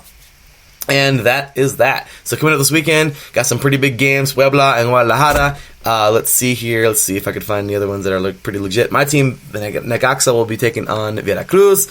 America and Tijuana, that should be a pretty good game as well on Saturday. And then, oh, here we go. I like this game. UNAM, we have UNAM, Las Pumas, taking on UANL, Las Tigres. That's going to be a good game on Sunday. So there we go. It's not even worth reading the standings because it's so early on in the season. But anyway, so that's going to do it for some soccer talk. Gabriel, thanks for joining us for that, man. Hopefully you can stick around for the rest of the show, man. I mean, that'd be pretty cool. So anyway, that will do it for the Soccer Press portion of the show. We'll be taking ourselves a quick break, and when we get back, well, we'll be talking some more sports. You are listening to The Defining Moment right here on IE Sports Radio, your direct feed for all that is sports. We'll be right back after this.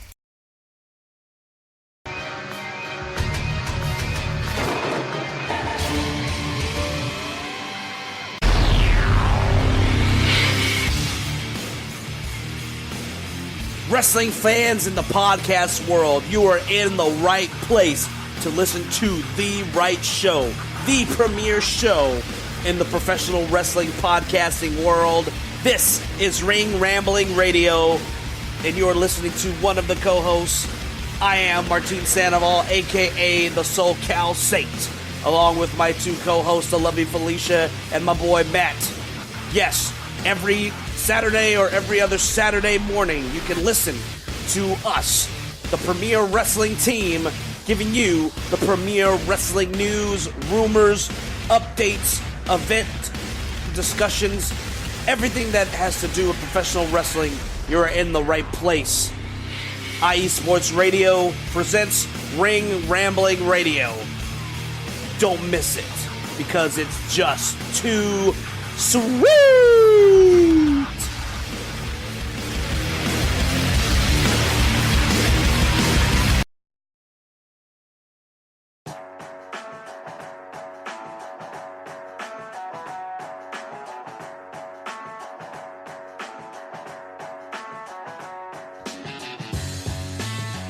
Two Wheels Wednesday is the place to come for all your motorcycle sports news every Wednesday on IE Sports Radio with myself, Matt White.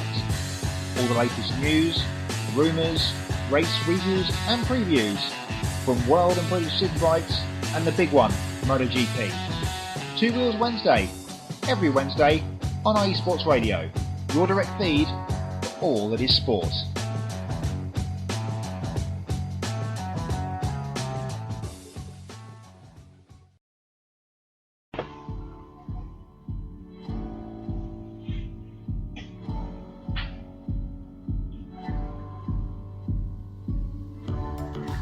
Hi, I'm Phil Robinson, running points, setting up Phil Jones for the finish.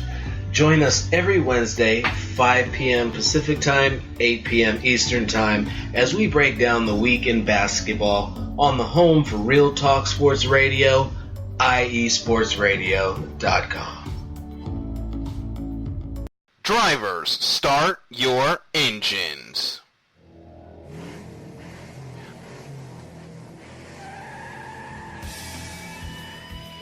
Auto racing takes many forms, from the close quarter contact of NASCAR to the high-speed, high-risk atmosphere of IndyCar, all the way to the pinnacle of technology with the Formula One World Championship. No matter if you prefer the high banks of Daytona, the concrete canyons of Long Beach, or the flowing curves of the Nürburgring, the international language of motorsports is simple. Go fast, run hard, and come home first. So join us, myself, Darrell Kinsey Jr., Lolita Camello, and Michael Ward, on a world tour of all the best motorsports has to offer on the Extra Mile, Thursdays at 7 p.m. Eastern, 4 p.m. Pacific, only on your home for all that is sports, IE Sports Radio.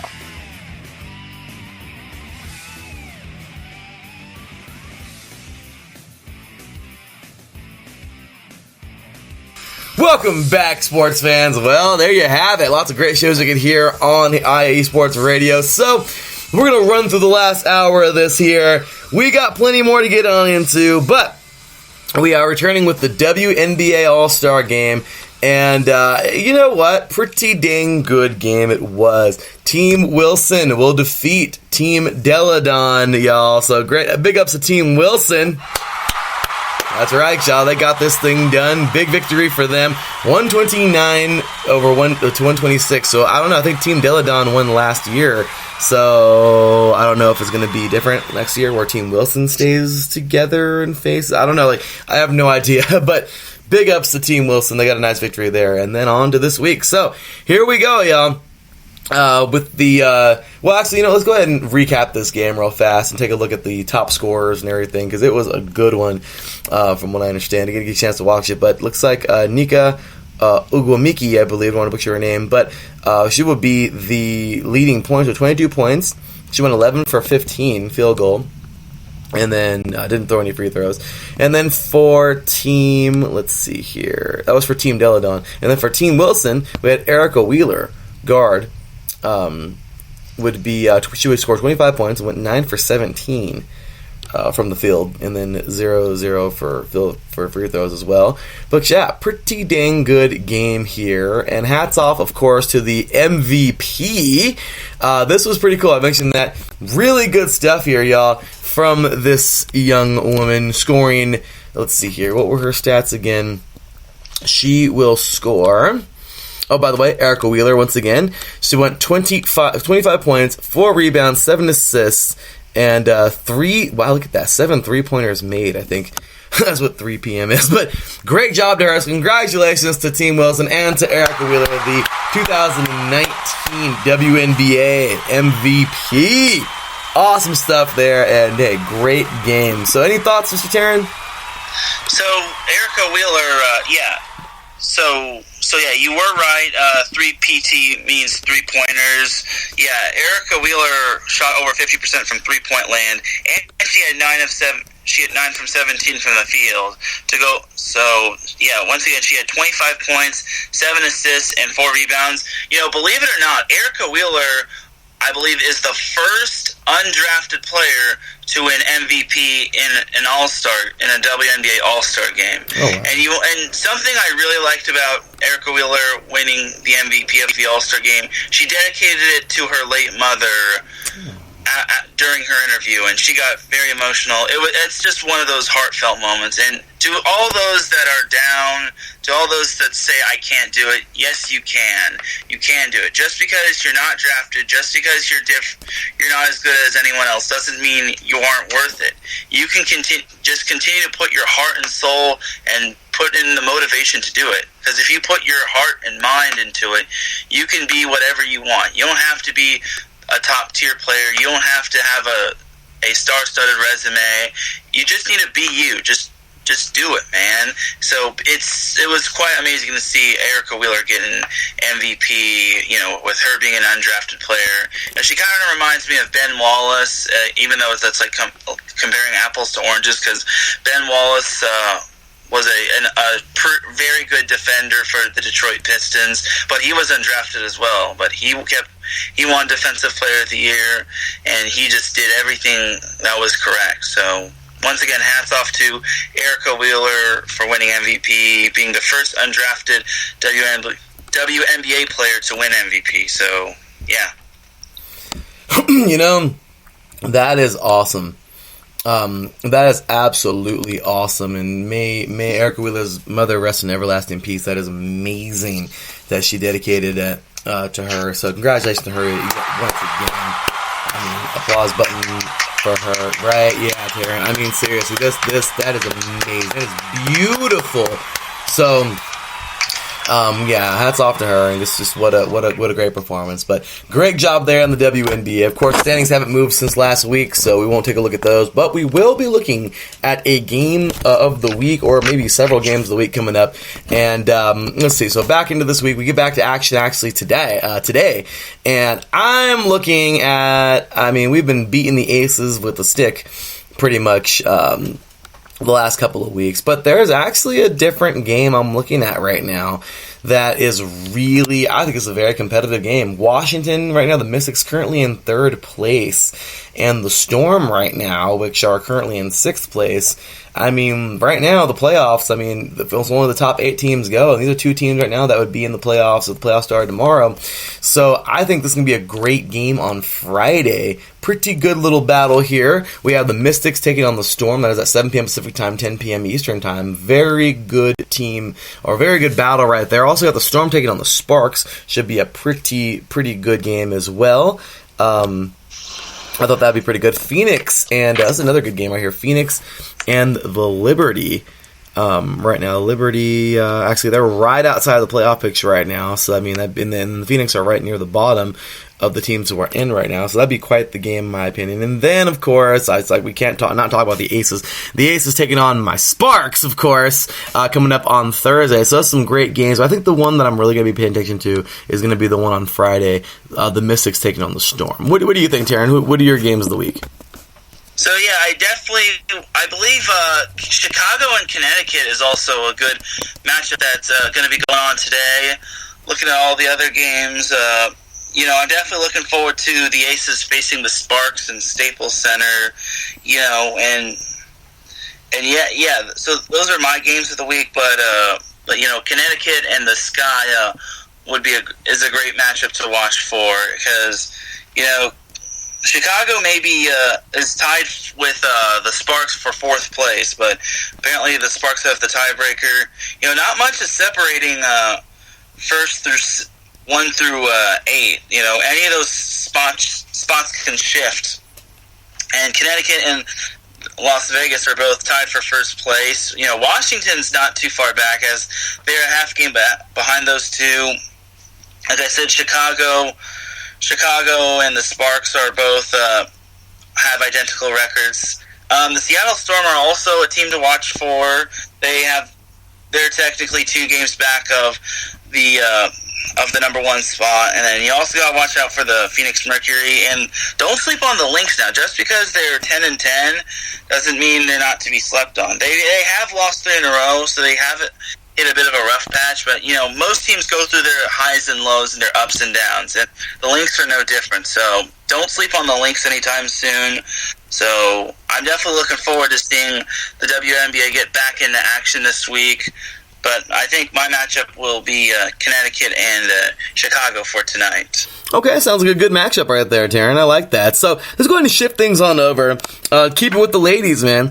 NPF action this past week. Taryn, we are witnessing a battle right now. I don't know if you've been paying attention to it, but I'm pretty sure you have. I've gotten quite into the NPF in the last couple of weeks, but my gosh, the Cleveland Comets and the Canadian Wild are going at it right now. The first game was on Saturday, and the Comets will take game 1 2-1 over the Canadian Wild. In game number 2, the Cleveland Comets do it again, 4-3 this time. And then in Game 3 yesterday, we had the Canadian Wild defeating the Cleveland Comets 3-0. And that final game is on today of a 4-game series. I mean, so far, what are you thinking, man? Pretty good series, huh? Oh, yeah, definitely. I also got to give a shout-out to the Chicago Bandits and the USSSA Pride for clinching a spot in the NPF Championship Series, which is going to be on August 15th through the 19th in Rosemont, Illinois. So big ups to those teams. The players of the week were just recently announced yesterday. First off is Sydney Romero of USSSA Pride. She is the player of the week.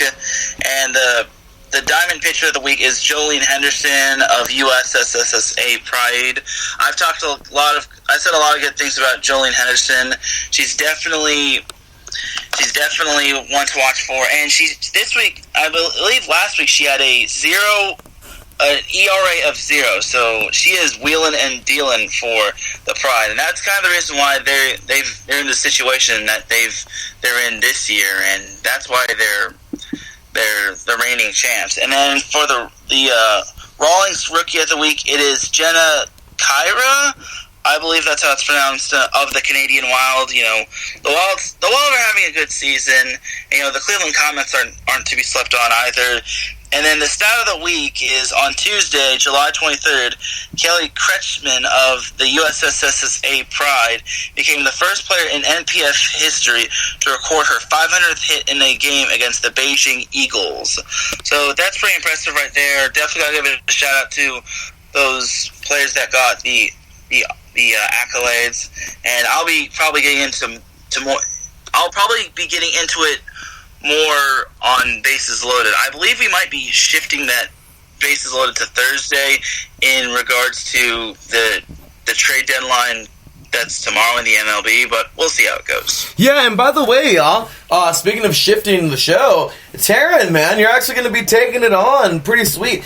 Back when Brandon, I was talking about you and Brandon about getting the show going, we were talking, and I told you that it would be great to have the show, oh, by the way, what's going on, man? BS3 Sports in the chat room, man. Big ups to Big Ben Sutter III, man. So what's going on, brother? How you doing, man? Check out BS3 Sports, the weekend wrap-up, and, of course, the BS3 Sports Show. Always great stuff, man, with Mr. Ben Sutter III. If in the chat room, give him a follow, man. Great stuff, as always. You hear his drops all over our shows. You hear, you see us retweeting this stuff, man. So great stuff, as always, Ben. Thanks again, man. I got to get back over there and check out a show soon. So, with that said, speaking of shifting shows, I mean, we got some great stuff going on, man, with you guys. As I was speaking to Mr. Brandon a while back, he was thinking about doing 2 shows a week, because the MLB is like the show that you can do that with, because, of course, we're going into the MLB right now after the NPF, but you absolutely can shift the show. You can do multiple shows in 1 week with the MLB. I mean, you can do multiple shows in 1 week with any sport, but still, it is just a lot. Like, it is a lot, because baseball, it's 162 games a season. There's baseball on every day. I mean, it's a lot. I mean, you can also do it with the NBA, with the NHL, but with the MLB, there's just so many games, so much is happening, and especially right now, the trade deadline and everything. So, Taryn, we were talking last night, and I think you said you'll be doing solo editions, or Brandon and Blake ever want to join you. But yeah, man, I think you said you'll be jumping on to Thursday nights now. So tell us a little bit about that.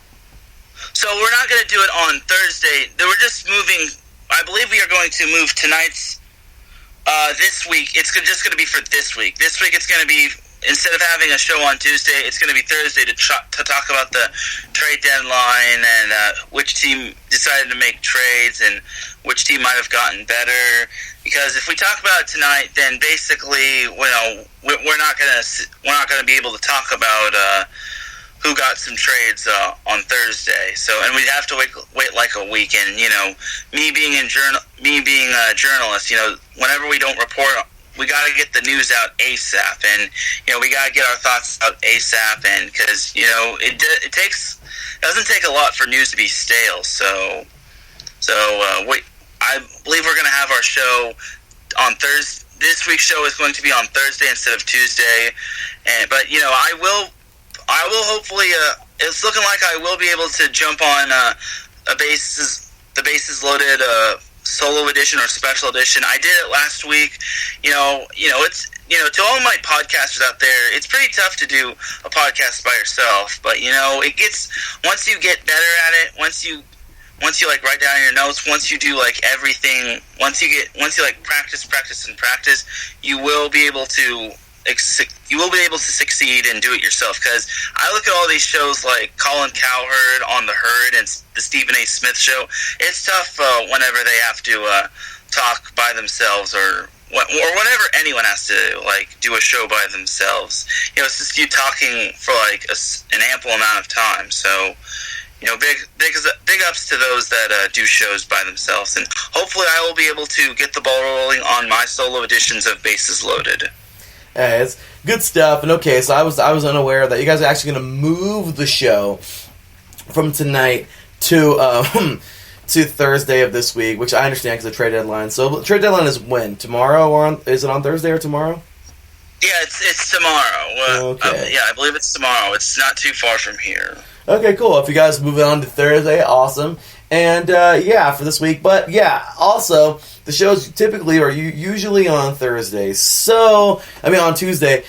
So yeah, Taryn, I mean, you've taken, it was cool last week. You wanted to get it out there and everything, and yeah. So I mean, coming up, I mean, will you be doing more? I mean, you said it, duh. So I mean, yeah, more solo shows. I mean, once again, man, you're more than welcome to, and I think it's a great thing. And I know Brandon and I were talking about that idea before, and I think that'd be wonderful to get those out there. To get more shows and yeah, man. I mean. So check that out, y'all. We'll be announcing it every week in the schedule if there's going to be an extra show of Bases Loaded. And that is, of course, with Taryn Rodriguez. But once again, if Brandon or H-Town Blake Henley wanted to join Taryn for another one of those, or for those coming up if they had the time, then awesome, that works. So anyway, so with that said, awesome stuff, and appreciate you, man. Thanks a lot for doing that and just covering things the way you do, man. Really making the show even better. Yeah, my pleasure. I kind of want to get the stuff out there just so it's not stale for the week for next week, because like I said, if news gets out late, it starts to become stale, and then people already know about it, and then people will probably be like, why are we listening to this? This happened like a while ago. Yeah, if there's anything I've learned in the journalism business is that get the news out ASAP. Get your thoughts about ASAP. Otherwise, it's going to be stale, and no one's going to want to read it. Absolutely. So, good stuff there. And alrighty, so with that said, let's go ahead and move it on now into the standings of the NPF right now. And I think it's one of the top. I remember seeing it last year. I literally think it's only the top 4 that go, Darren. And we have the semis. Okay, we have the semis, and then we just go into the Coles Cup. But courtesy of ProFastPicks.com right now, where I'm getting my sources from. Here are the current standings. Let's take a look here and see who's leading what and all the good stuff here. So, current standings. All right, here we go. So, as of right now, we have the top 4 teams, and they have dethroned the Bandits. Look at that. The USSSA Pride at 27-7. The Chicago Bandits just 1 game back. I mean, yeah, just literally just 1 game back at 27-7. The Canadian Wild at 22-19, and the Cleveland Comets at 20-4. And not judging, but going off the fact that the Aussie Peppers are at 10-29, and the Beijing Eagles are at 7-30. They are 10 points and 10 games and 13 games back. And the playoffs are probably in just like a few weeks coming up here, like in August, so they're actually in a few weeks. Going off of that, I'm pretty sure we have the top 4 teams kind of solid in. However, the order of those top 4 teams is yet to be determined. So, once again, those are the top 4 teams for right now. And there you have it. So, taking a look here at the schedule coming up, let's see here. In the coming days, we have, today is July 30th. Tuesday, July 30th. So today, Bandits versus the Eagles and Pride versus the Eagles. So the Eagles got a full slate today, and the Eagles taking on the Pride again tomorrow. On to August 1st, on Thursday, the Bandits taking on the Pride. That should be quite the battle. Bandits and Pride again. That is definitely the series of the week. And then on to August 3rd, Bandits taking on the Pride again. So that is definitely, it's the only series going on this weekend. And I think that we have no choice to make that the series of the week. But seriously, it is going to be quite the series of the week as they go head to head. So your thoughts, Taryn? See, I'm definitely looking forward to August 1st when the Bandits play the Pride. That's going to be at USSSA Pride, and I think I've been telling everyone this. The Pride have been really dominant at home, having only lost 1 game, or having only lost 1 home game, and I believe that was to the Canadian Wild. So, big ups to the Wild on that one. But the Pride have definitely shown their pride, obviously. The Bandits are not too far off. They've got some stud players as well. But, I definitely am keeping my eyes on August 1st. And that's actually going to be 7 p.m. Eastern Time, which I believe that's going to be 4 p.m. Pacific Time. Is going to be right before Bases Loaded, so I'll be able to talk about that as well. I'm definitely keeping an eye on these standings, considering, it can go either way with those two. The Bandits and the Pride are definitely the class of the NPF. The Comets and the Wild are definitely trying to get that desired matchup they want. It's still up in the air on who finishes where, but I'm definitely looking forward to the Bandits and the Pride. Jolene Henderson has been great for the Pride, and so I'm definitely looking forward to that. Yeah, you and me both, man. This week should be quite the battle this weekend. Really excited for that coming up. So with that said, man, let's shift things on over to the MLB and just what an incredible, this rivalry is awesome. But of course, Yankees and Red Sox, they go head to head for 4 games in a row. And it was just starting things off last weekend was crazy. Okay, Boston just wipes the floor with these guys for the first 3 games. 19-3. I was talking about wiping the floor on Thursday. Okay, destroys the Yankees. Boston just goes off. 10-5 next game. Still a 5-run game. Still pretty nasty. Good stuff there from the Red Sox.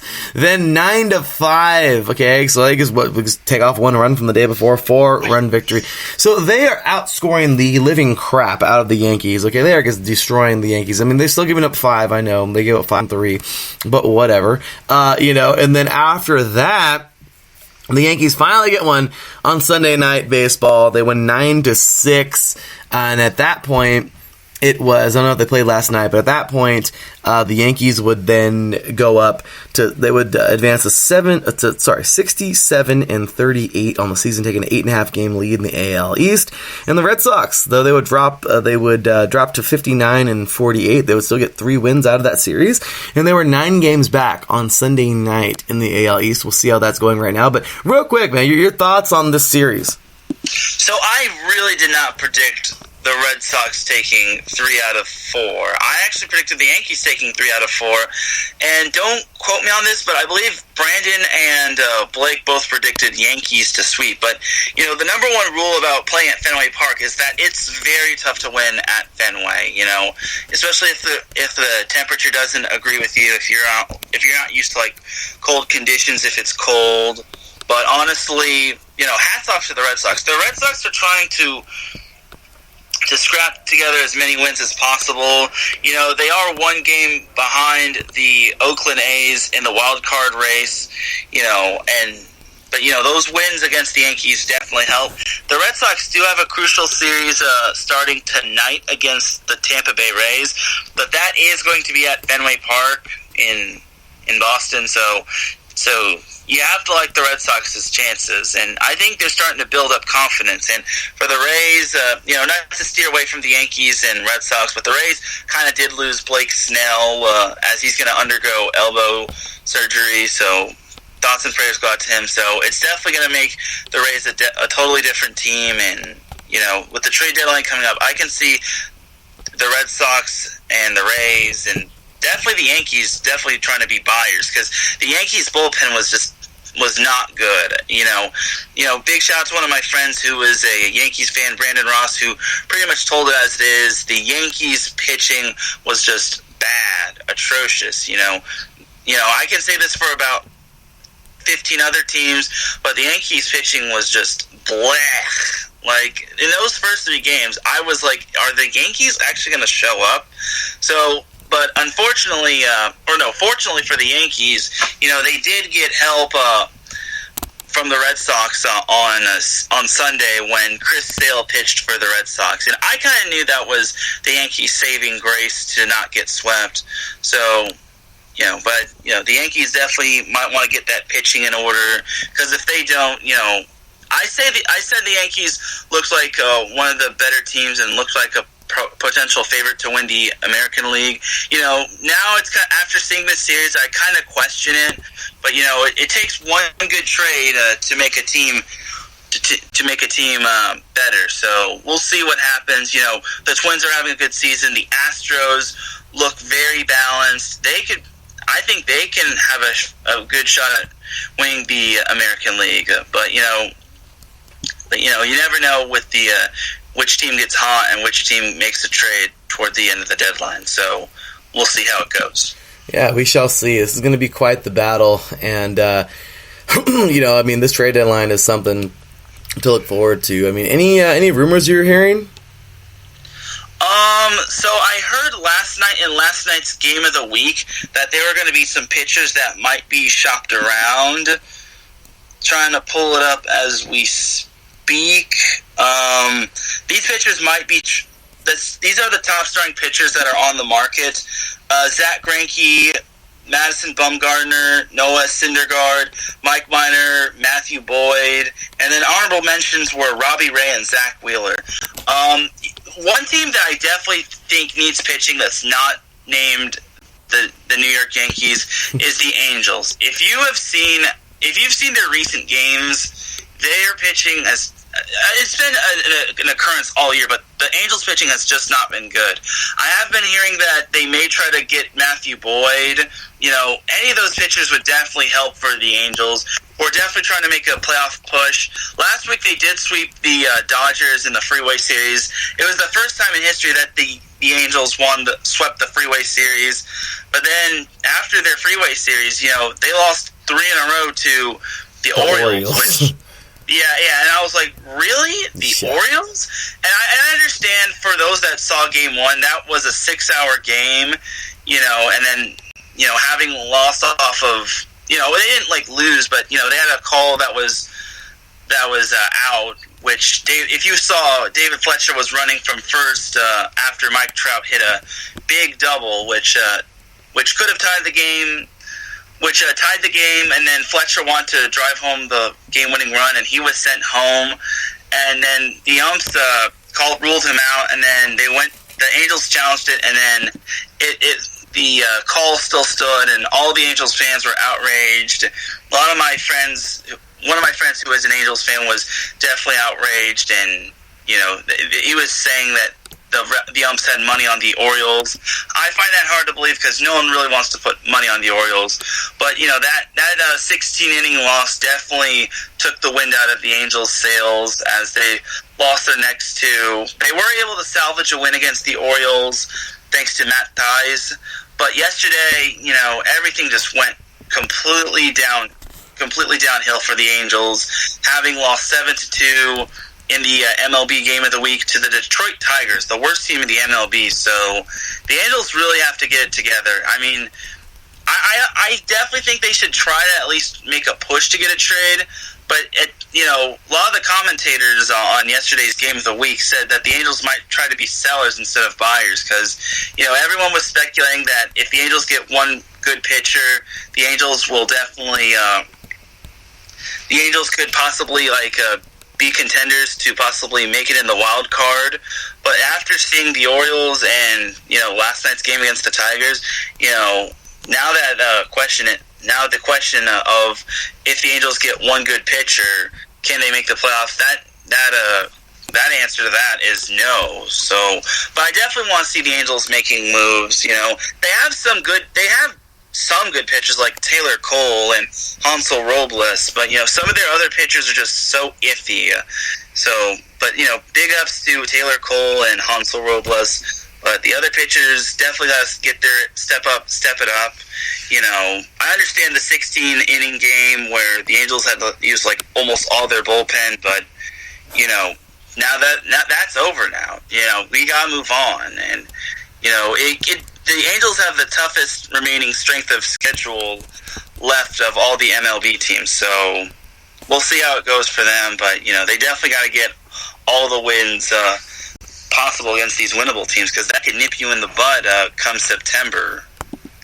Absolutely, and right now this team is just a different story. The Angels, my gosh, you really, guys, seriously, nothing against the Orioles, but they're not the best team, and you just destroyed them, but you swept in 2 different, it was, a little bit, it wasn't all in a row, but still, 2 games, in a 4-game split, basically, series, not split, but in a 4-game series that, wasn't put together, you guys sweep the best team in the MLB record-wise right now, and then you freaking lose like that to the Orioles, 3-1. I'm just saying, my bad, but sorry, Orioles fans, but hey, good job for the Angels, I guess, right? I guess it's not how we feel, hey, we're a pretty damn good team, we're beating, our record may not be all that, but we just beat the Dodgers, and then I guess the Orioles, even though they're not doing so well, they're probably saying the same thing, like, hey, we beat a pretty decent team, and we're not doing so good this season, so I guess we're pretty good too. It is what it is, y'all. I mean, Dodgers, who knows? They might have just had a bad day at the office, but I'm just very proud of my Angels.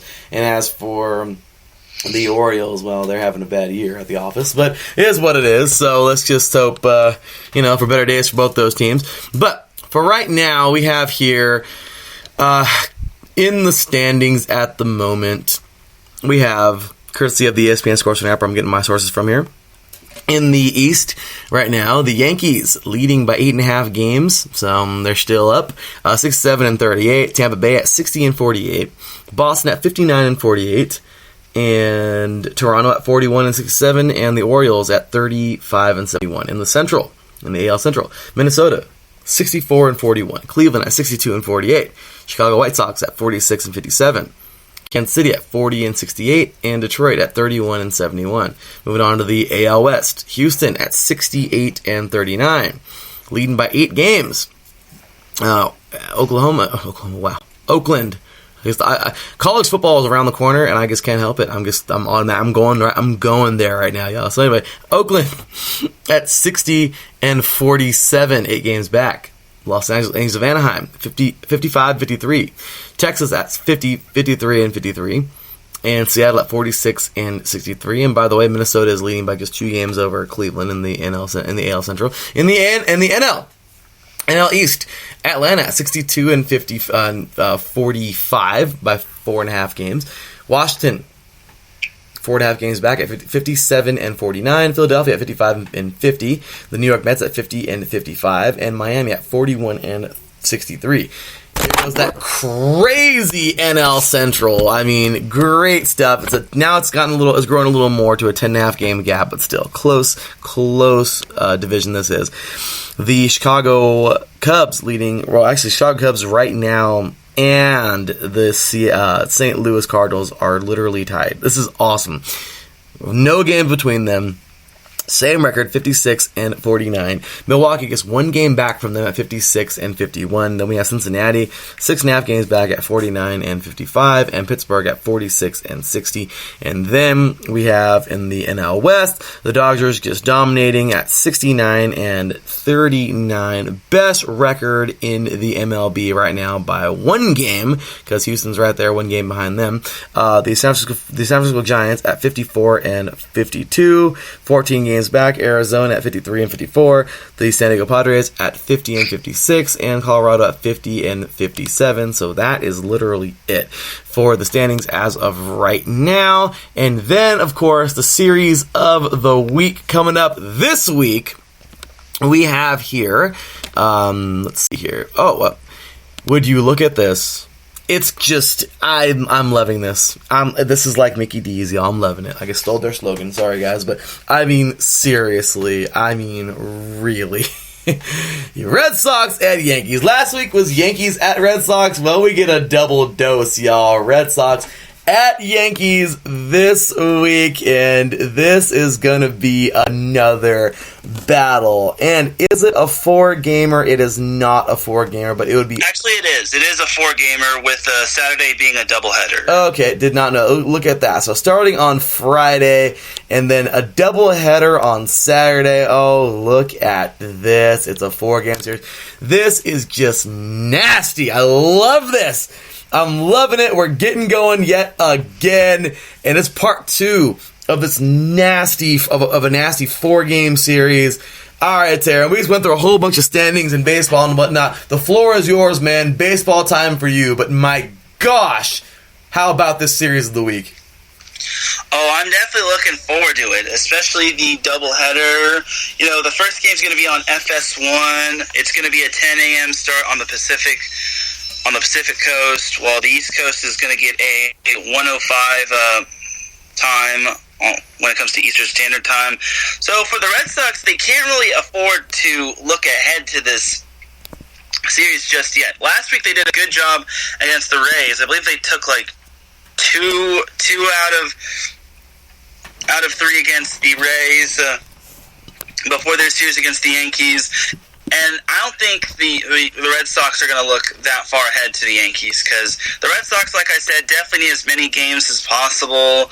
As, one or two losses from teams that they're supposed to beat could spell doom for them. The Red Sox are definitely looking like a solid team, solid home team.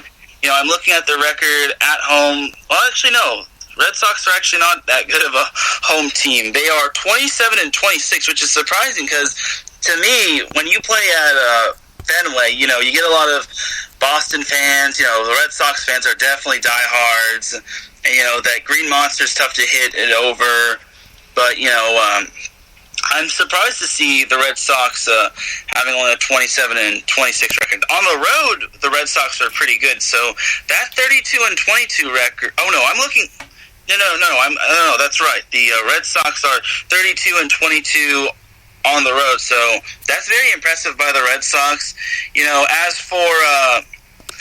for their game against their series against the Yankees, I'm looking at the Yankees, the first Red Sox-Yankees game. Eduardo Rodriguez is going up against James Paxton. Rodriguez is 13-4, while Paxton is 5-6. That's going to be Friday's game. Saturday's game is going...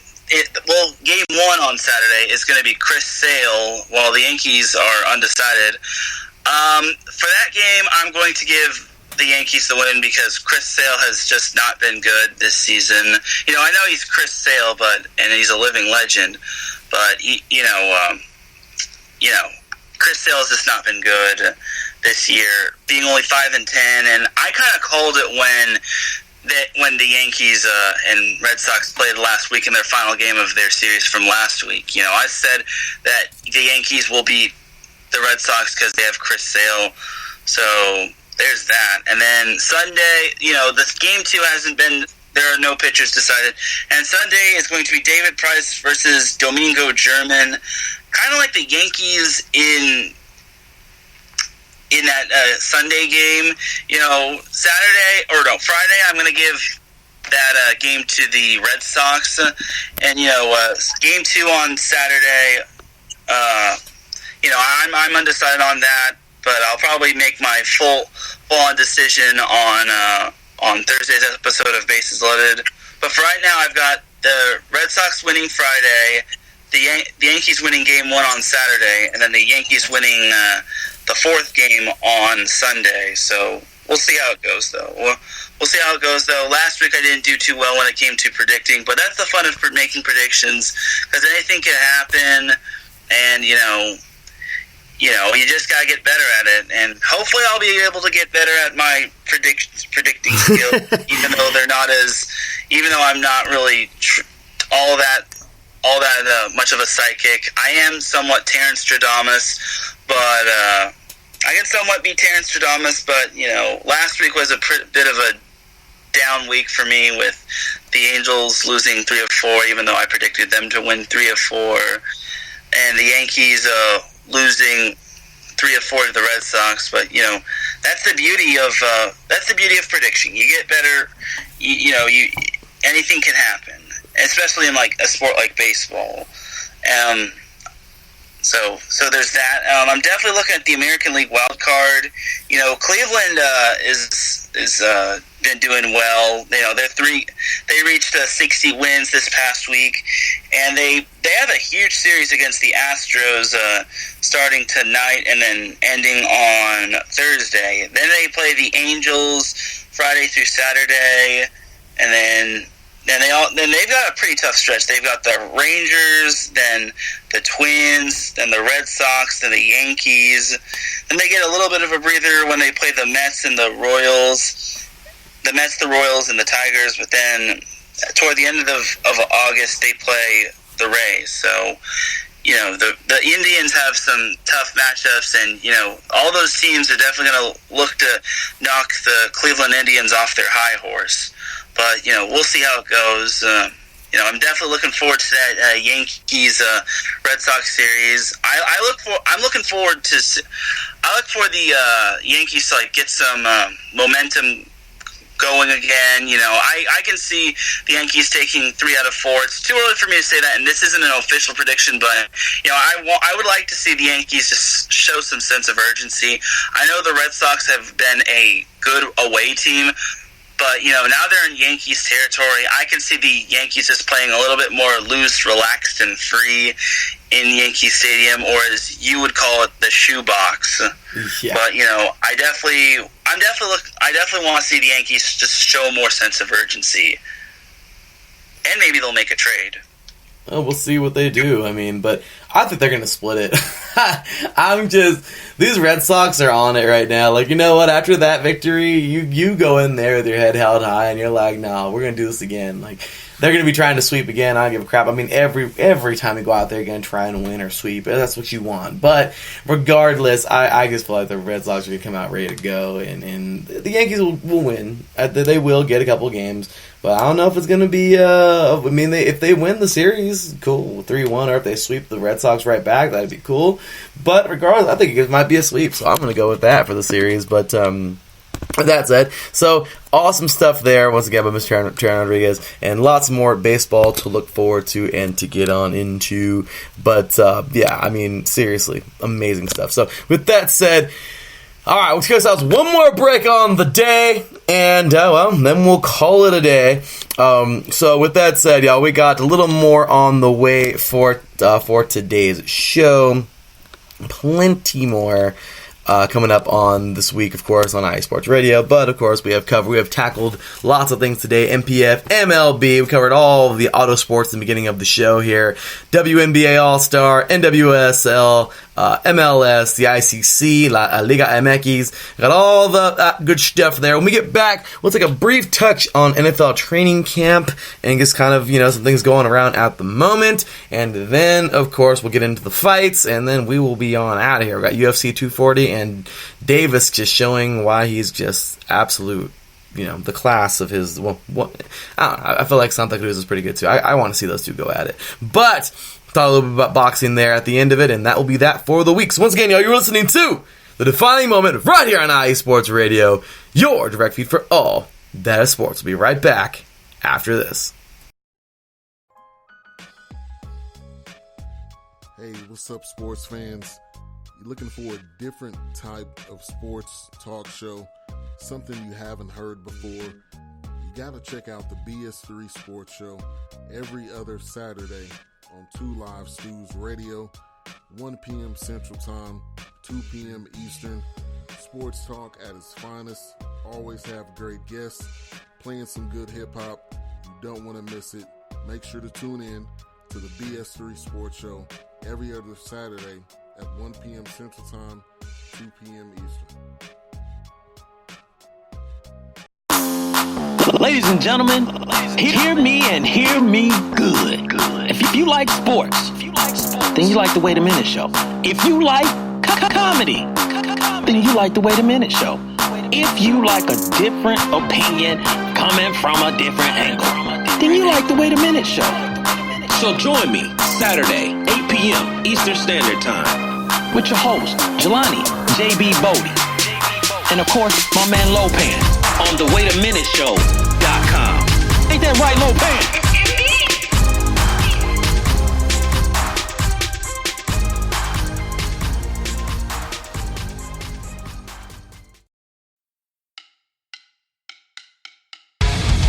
Good day, folks. Yours truly, Nico Green here, reminding you, tune in to the Neutral Zone Hockey Talk Radio Show, Tuesdays, 4 p.m. Pacific, 7 Eastern, proudly brought to you by IE Sports Radio. It's the Neutral Zone. All hockey, all the time. Take care. See you soon.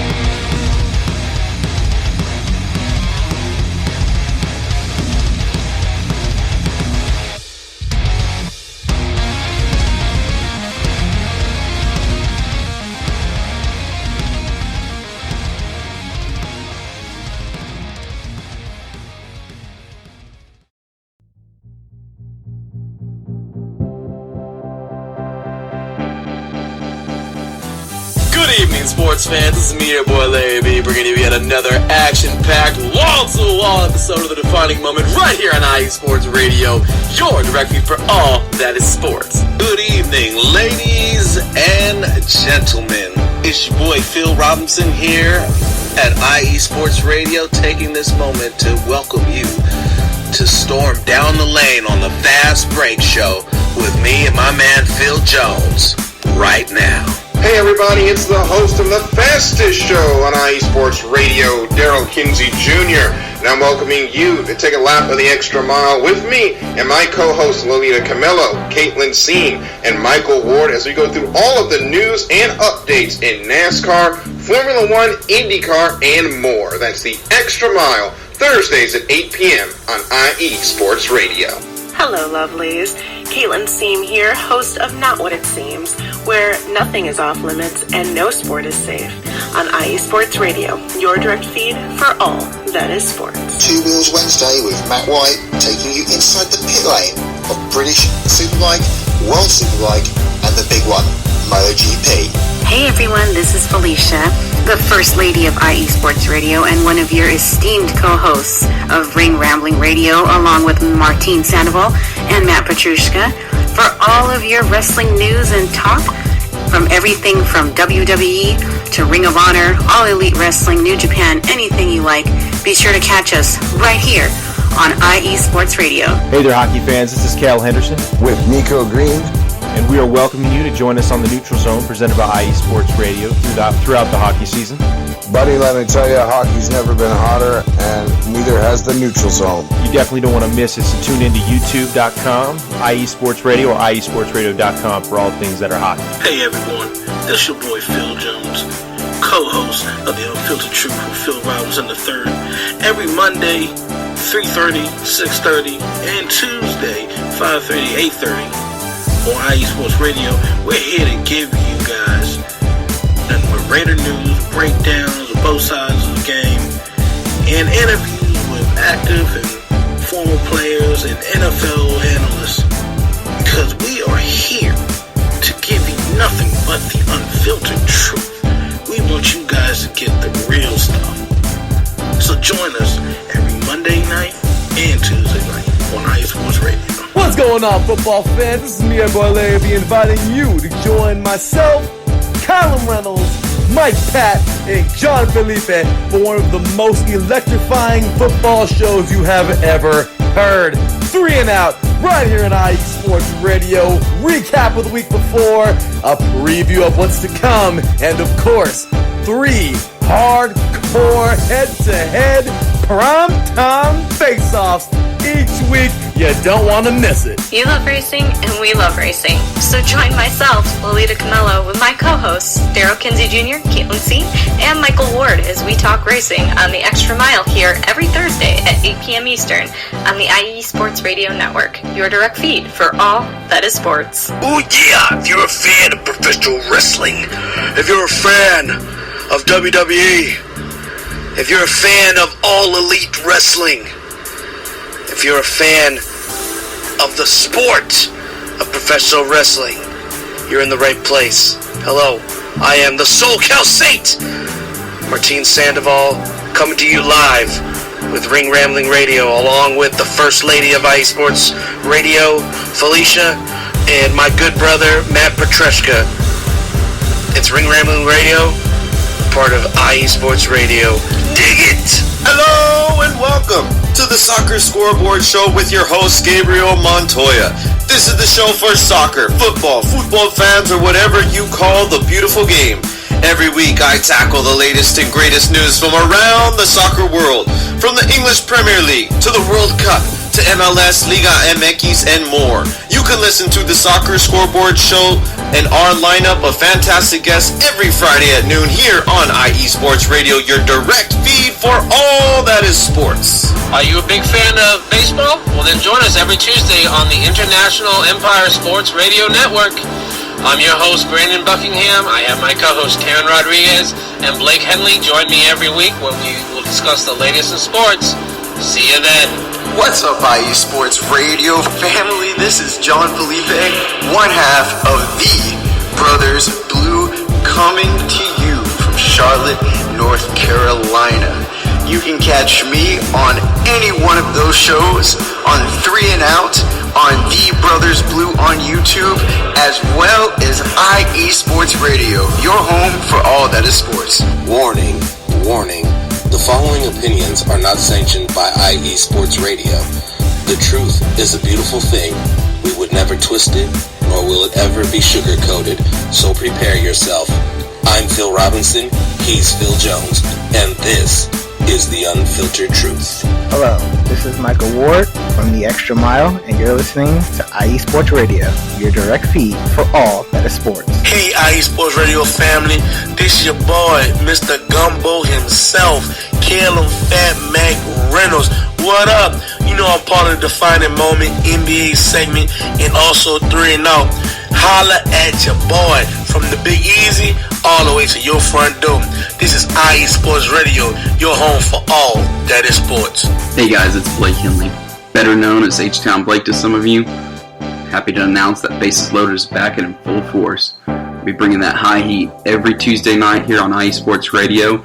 So come home, get ready, dig into that batter's box, and see if you can chase that high heat, baby. So we'll be coming to you live with all the stats, all the rundowns, all the division rivalries, and every team that's going to make the playoff push to get to that one and only October and get to the pinnacle of what baseball is, to hoist that Commissioner's Trophy when it's all said and done. This is your Bautista, the Kurt Man.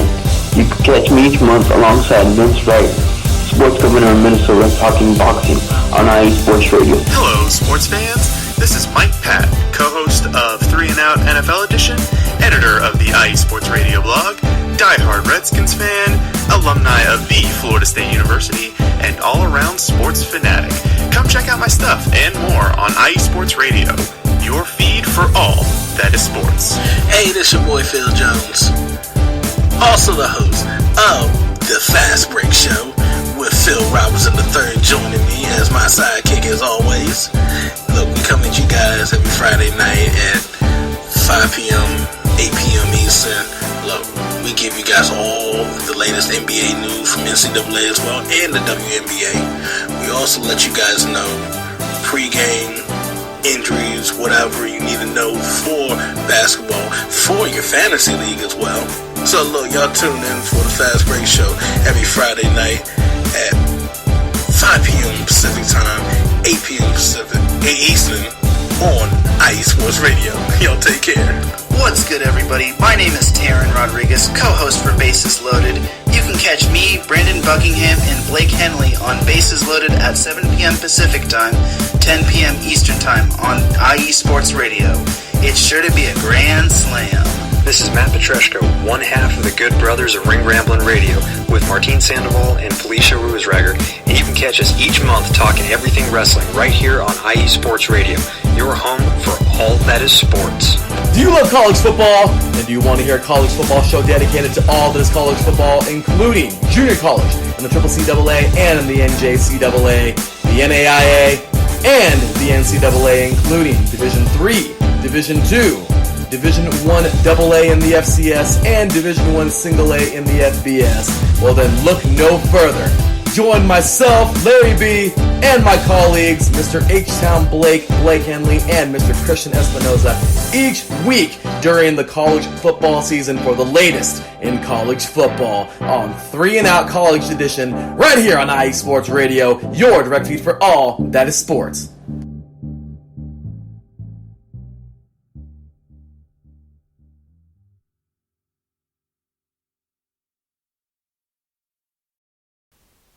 Attention, all sports fans!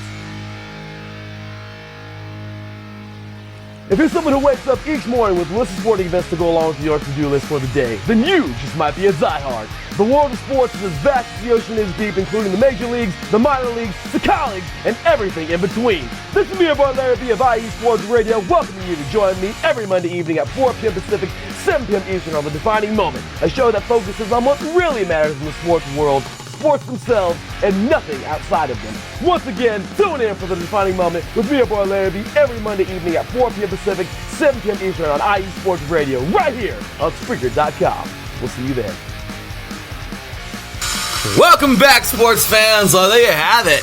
Had to play our big old drop in there. Y'all had to. The IE Sports Radio drop, man. You got to check out all of our shows. And, well, if you don't know, now you know about all of our shows there. And, of course, finishing it off with a defining moment for this show. So, with that said, this is the final segment of the show. Beyond maybe another 20 minutes, and that's about it. Because then I got to get ready for another 3 hours on air. Or this has been close to 3 hours. I mean, we're at 2:19 right now. So, but with that said, let's go ahead and continue it on with, we'll be closing it off today with, let's see here. We're going to go ahead and jump right on in now to a little bit of NFL training camp. We don't got a lot for him. And like I said, with me, it's like beating a dead horse because I'm just talking all over it right now.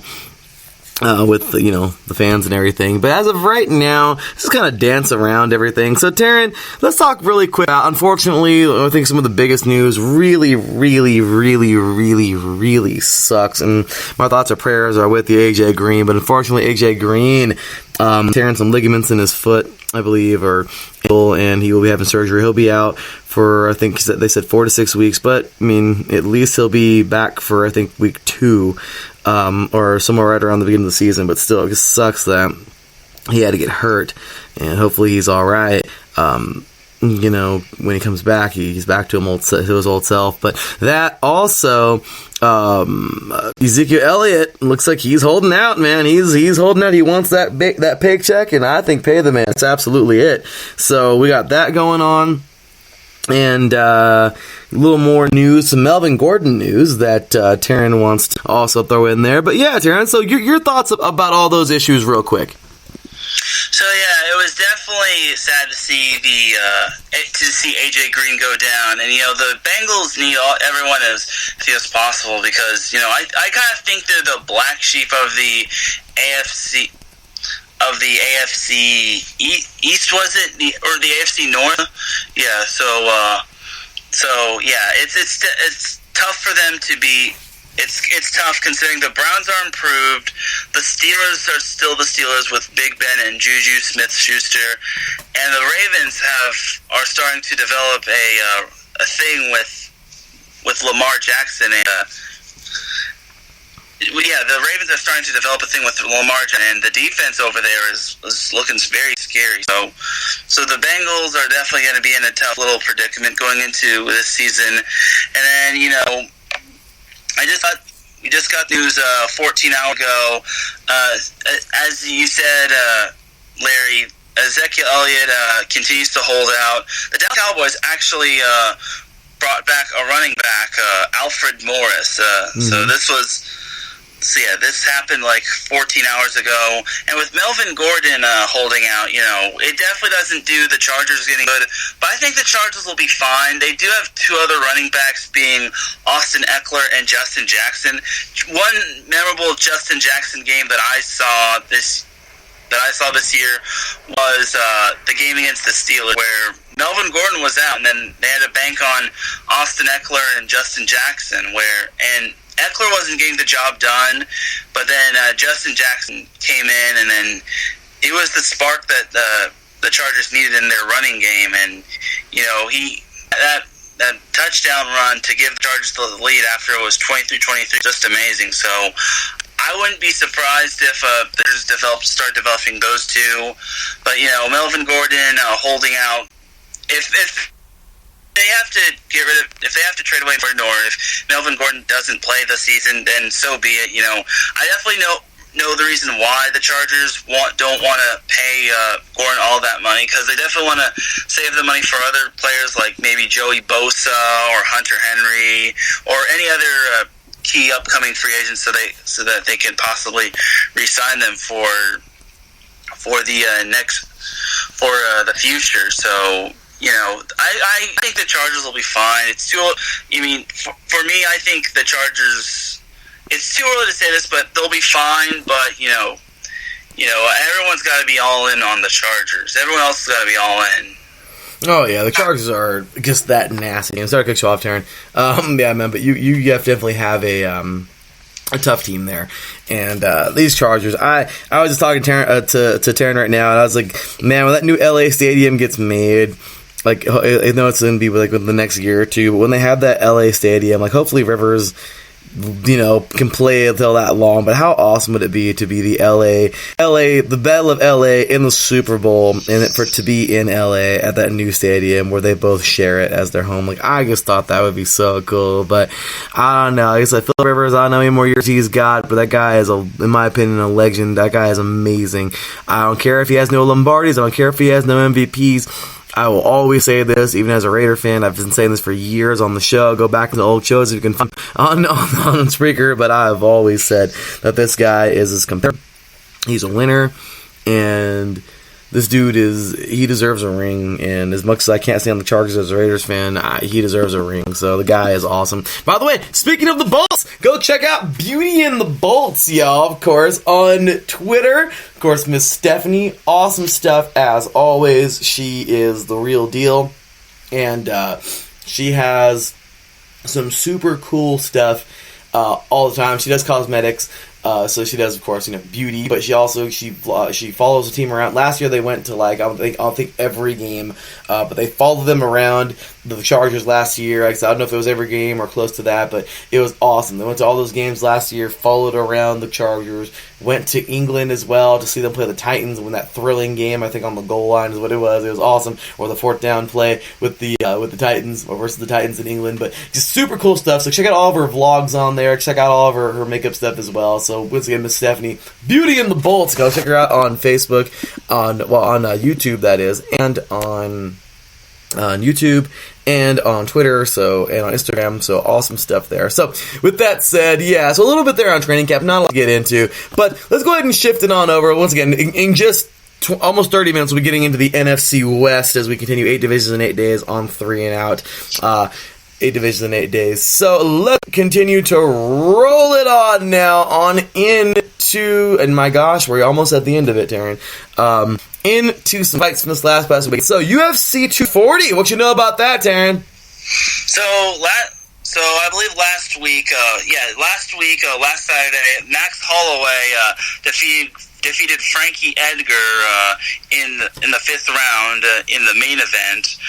In the women featherweight co-main category, Chris Cyborg defeated Felicia Spencer. I believe that is her first loss of the season. In the welterweight, Jeff Neal defeated Nico Price in round 2. Oh yeah, by the way, Chris Cyborg beat Felicia Spencer in the 3rd round. And then the lightweight division, Armin Sarukian, if I'm mispronouncing that, I'm sorry, got a second win of the season against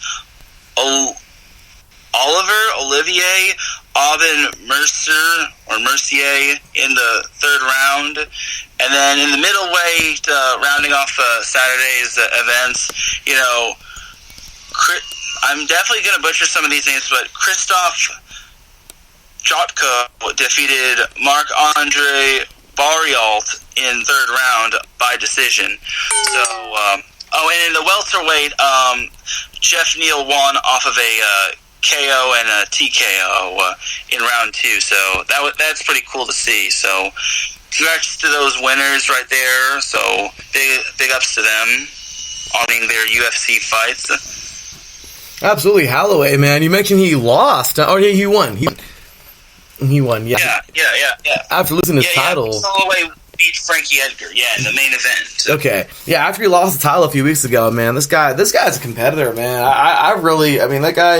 I think we'll see him back soon with a title shot, but man, that guy is a freaking beast. But so there we go, y'all. A little MMA action. You know me, not the biggest MMA guy. I do my best though. I try. I gotta get better at it. But anyway, with that said, now we can switch on over to some boxing, and this is just short and sweet, man. Literally, it was sad. I mean, maybe it was a premature stoppage. I don't know. Maybe some people think it wasn't, but Gervonta Davis, man, just a freaking monster. Absolutely destroys Nunes in the 2nd round. I mean, the referee stopped it. You see Nunes' hands drop. You see him just look defenseless. And when a referee sees that, it's for their own safety that they stop the fight. So some people, it was premature, they shouldn't have stopped it, or whatever. No, this was for his safety. So you know what? If he's getting beaten up and he couldn't defend himself, then you know something? Good. They stopped the fight. they didn't need to continue, and that's all there is to it. So Gervonta Davis goes on, and I want to go on to BoxRec, by the way, man, because this guy is just a beast. Okay, so BoxRec.com, once again, courtesy of BoxRec.com. We have here Gervonta Davis. He gets this thing done. That was his 22nd victory. He's 22-0, 21 knockouts, and yeah, I guess what a victory here out of Baltimore, beating Ricardo Nunez by TKO in the second round, and just what a fight for him. Now, the same exact category, a guy that I'm a fan of. I love it. He's a great fighter. He fights for his dad. Awesome stuff. And that is Leo Santa Cruz, which I think would be amazing. I would love to see that fight. Those two go at it. And I think they're in the same weight class. So I'm just saying, I think really that would be an awesome fight to watch. Or if Gervonta Davis were to go up and fight Lomachenko. Vasily Lomachenko, one of the best at 135. Also, I would love to see that with Leo Santa Cruz as well. Move up and fight at 135. And fight Lomachenko. I mean, I think these would be some great fights. Definitely some very, very good, tough fighters. But Gervonta Davis just showing his dominance, just showing how much of a true dominant champion he is. I mean, this guy, I don't know if he'll hold any belts, but this guy is absolutely freakish. I mean, his speed is amazing. He's a one tough fighter, and it goes to show how good he really is. I mean, with that second round TKO, I mean, that's it. We'll take a look here, courtesy of the ESPN Score Center app. I'm getting my sources from here. He does hold the WBA. So I'm sorry, yes, that was for his belt, the WBA junior lightweight title at 130. So there you go. It'd be great to see him fight Miguel Berchelt as well. I don't think they fought either. Also looking here, courtesy of, because right now the current champions for the WBO, we have Jamel Herring. For the IBF, we have Tevin Farmer. For the WBA, we have Gervonta Davis. And for the WBC, we have Miguel Berchelt. And then the regular junior lightweight champion is Andrew Gancillo. So, yeah, I think right now any of those fights would be good for Gervonta Davis, but I would love to see him jump up and, like I said, not defeat, but to fight Lomachenko. I mean, Lomachenko right now, look at this. He owns the WBO and the WBA lightweight championship or titles at 135. The IBF belongs to Richard Akami, but yeah, and then there's a vacant WBC. So just saying, I mean, that title right there could be up for grabs. You know, I think it'd be great. I really think it'd be great. And by the way, so no, they're not in the same. Leo Santa Cruz actually is a little bit lighter at 125, so sorry about that, guys. He's a WBA featherweight champion. And then Gary Russell is another guy who is an absolute monster. I don't know if Leo Santa Cruz and Gary Russell fought each other. Well, I mean, have fought in the past, but I would love to see these two go at it. Of course, big boxing guy, but I don't follow everything. I know I gotta get better at that too. But two dominant fighters there. WBA, the featherweight. Leo Santa Cruz holds the WBA featherweight, and Gary Russell holds the WBC featherweight. So it'd be cool to see, some jumping around. Maybe I think there should be a catch weight. Either somebody's going up or someone's going down in weight, or someone's coming up in weight. And then WBO belongs to Oscar Valdez, and the IBF belongs to Josh Warrington. Warrington or Warrington, I want to butcher his name. I think it's Warrington. But the IBF featherweight title belongs to Josh Warrington, and I think any of these fights would be great to see these guys try to either unify or jump up in weight or drop down in weight to fight each other. But anyway, on top of that is pretty much that from this last past weekend. Just total dominance by Gervonta Davis. And then we have here, well, go ahead and check in on what Taryn has to say, and then we'll go ahead and jump on into what's to come. So, so your thoughts. What do you think about all this, Taryn? So I didn't really get to see any of the boxing matches because I actually had a blackout at my house, which was definitely inconvenient for me. But I did hear about the Davis-Nunez fight. Davis, it wasn't surprising to me that Davis won, considering he was undefeated and he had 20 knockouts going into that match. He has 21 knockouts as of now. So definitely great to see Davis undefeated on the season.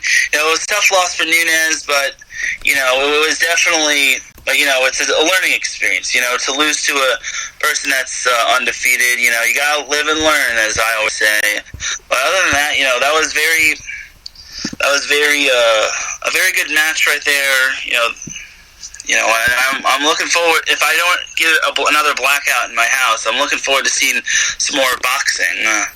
You and me both. I mean, that sucks. That sucks. You had a blackout in your house. Yeah, it sucks to hear. But well, I'm glad. I'm sure everything's back though, right? Everything's good. Oh yeah, definitely. Yeah. Okay, good. So, alrighty. Well, with that said, coming up this weekend.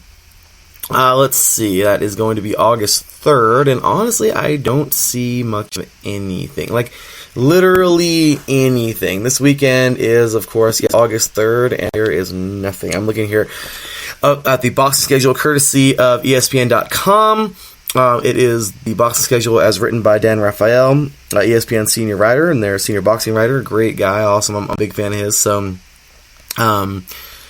yeah, I don't see literally anything. There's a couple fights here. I mean, there's a DAZN fight in Liverpool, England. It's Anthony Fowler versus Brian Rose, scheduled for a 10-round fight here. It's junior middleweights. But, yeah, I don't see any. There's Belfast, New England with Michael Conlon and Diego Alberto Ruiz. That's a 10-round fight in the featherweights coming up as well on the 2nd. Actually on the 3rd. Other than that, I think this is New York, so Fox Sports looks like we may have. We do have a title fight. Look at this. Yeah, so Marcus Brown. And John Pascal. Okay, well, yeah. So we got a title fight here for Brown's WBA interim light heavyweight title. So it should be a pretty good little bout right here. I like that coming up this weekend, August 3rd. That's once again on Fox and Fox Deportes. That'll be coming up this weekend, and honestly, that's the only fight I see coming up for this weekend. Like, literally, I don't see anything else that's, like, major or, like, a title fight or anything like that. I'm not trying to say that nobody else is major or isn't major or any of that. I'm just saying that I don't see anything else, like, pretty big here. And then in the coming weeks, I see nothing either. Like, seriously, August looks kind of dry for right now. There's got to be a big one coming up here. So, on the 10th, coming up, I don't see much either. On the 17th, Los Angeles Deportes, and we have here Emmanuel Navarrete taking on Francisco de Vaca. That's a 12-round fight for Navarrete's WBO junior featherweight title. So, got a lot of the smaller guys fighting here. Other than that, like, seriously, let's see, on the 24th, okay, so we got a Showtime fight right here. On the 23rd, in Broken Arrow, Oklahoma, we have Vladimir Shishkin, I believe, I don't want to butcher his name, but taking on Dion Ware for a 10-round fight. And that is that's a 10-round super middleweight fight.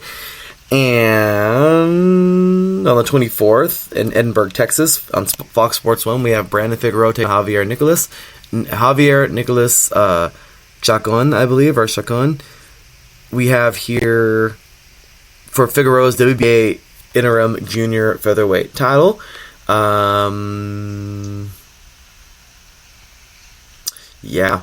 I mean, seriously. Okay, here we finally got one. All right, here we go. So we got a couple of them. So the end of August. Look at that. They're saving them for the end of August. Would you look at that? We have another title fight here, actually on the 24th, in San Juan, Puerto Rico.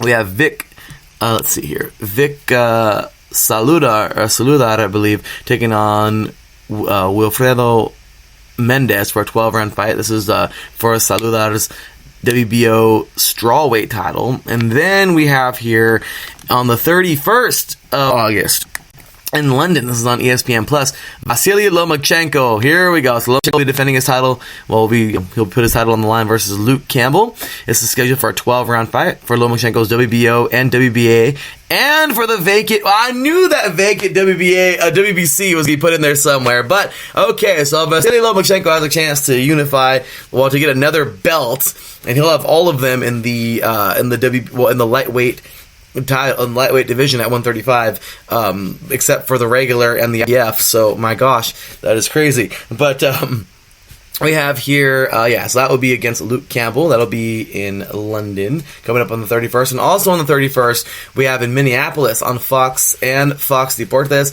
Erslandy Lara will be taking on Ramon Alvarez for our 12-round fight for the vacant WBA interim junior middleweight title. So those are the fights that are coming up for August, of course, and that's pretty much it. And then, of course, the big one I think everyone's waiting for, September 28th. This is the next pay-per-view event, I think, in Los Angeles.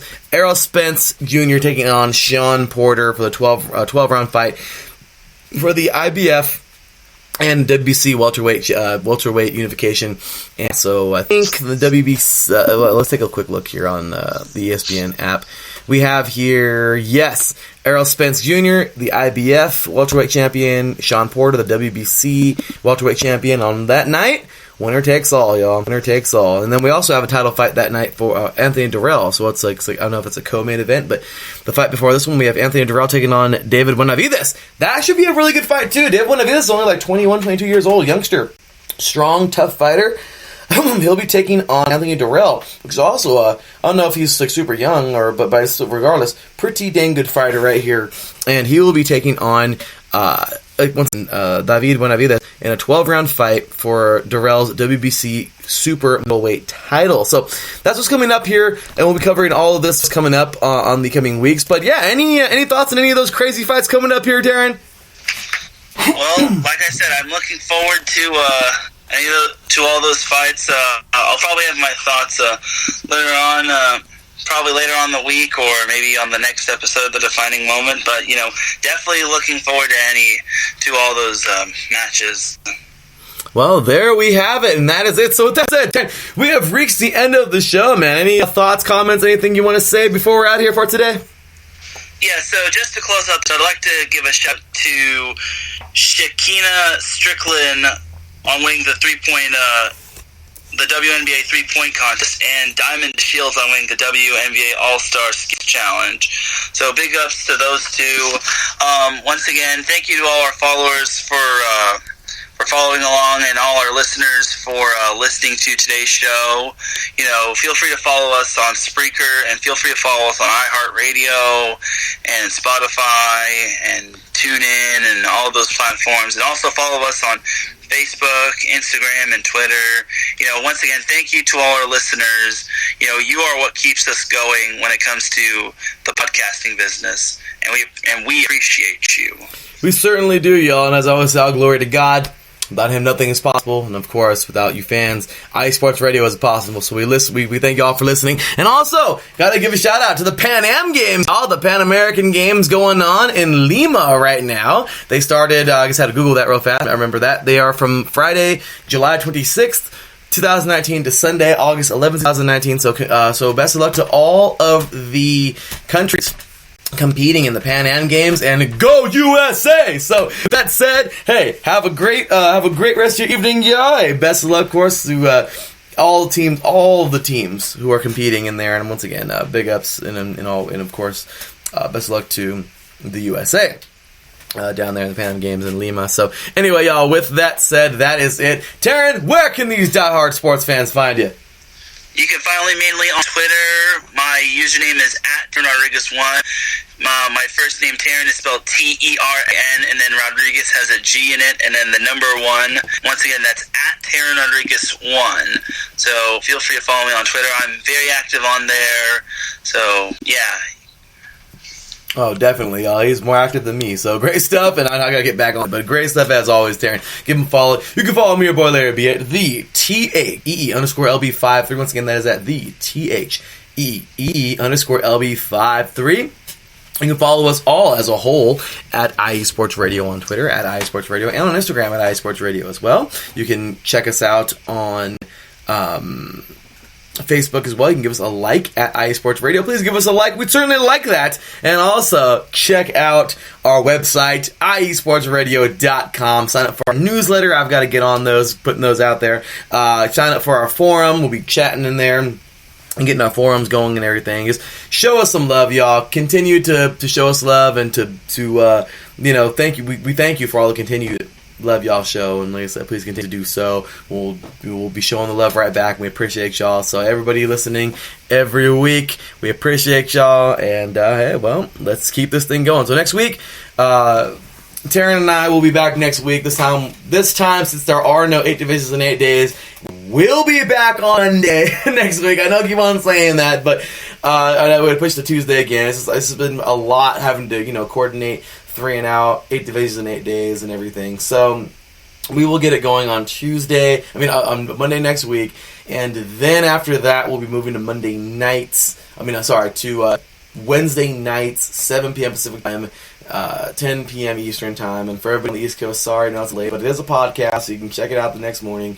But we appreciate that. Check us out on all of those awesome platforms that Taryn mentioned. And yeah, like I said, we appreciate y'all showing us some love, and thanks again. So with that said, that will do it. Cue the music, because we're out here, y'all. With that said, for Taryn Rodriguez, for me, your boy Larry B, that is that for this week in sports. When we get back action, we'll be talking about next week and plenty more to come, y'all. That will do it.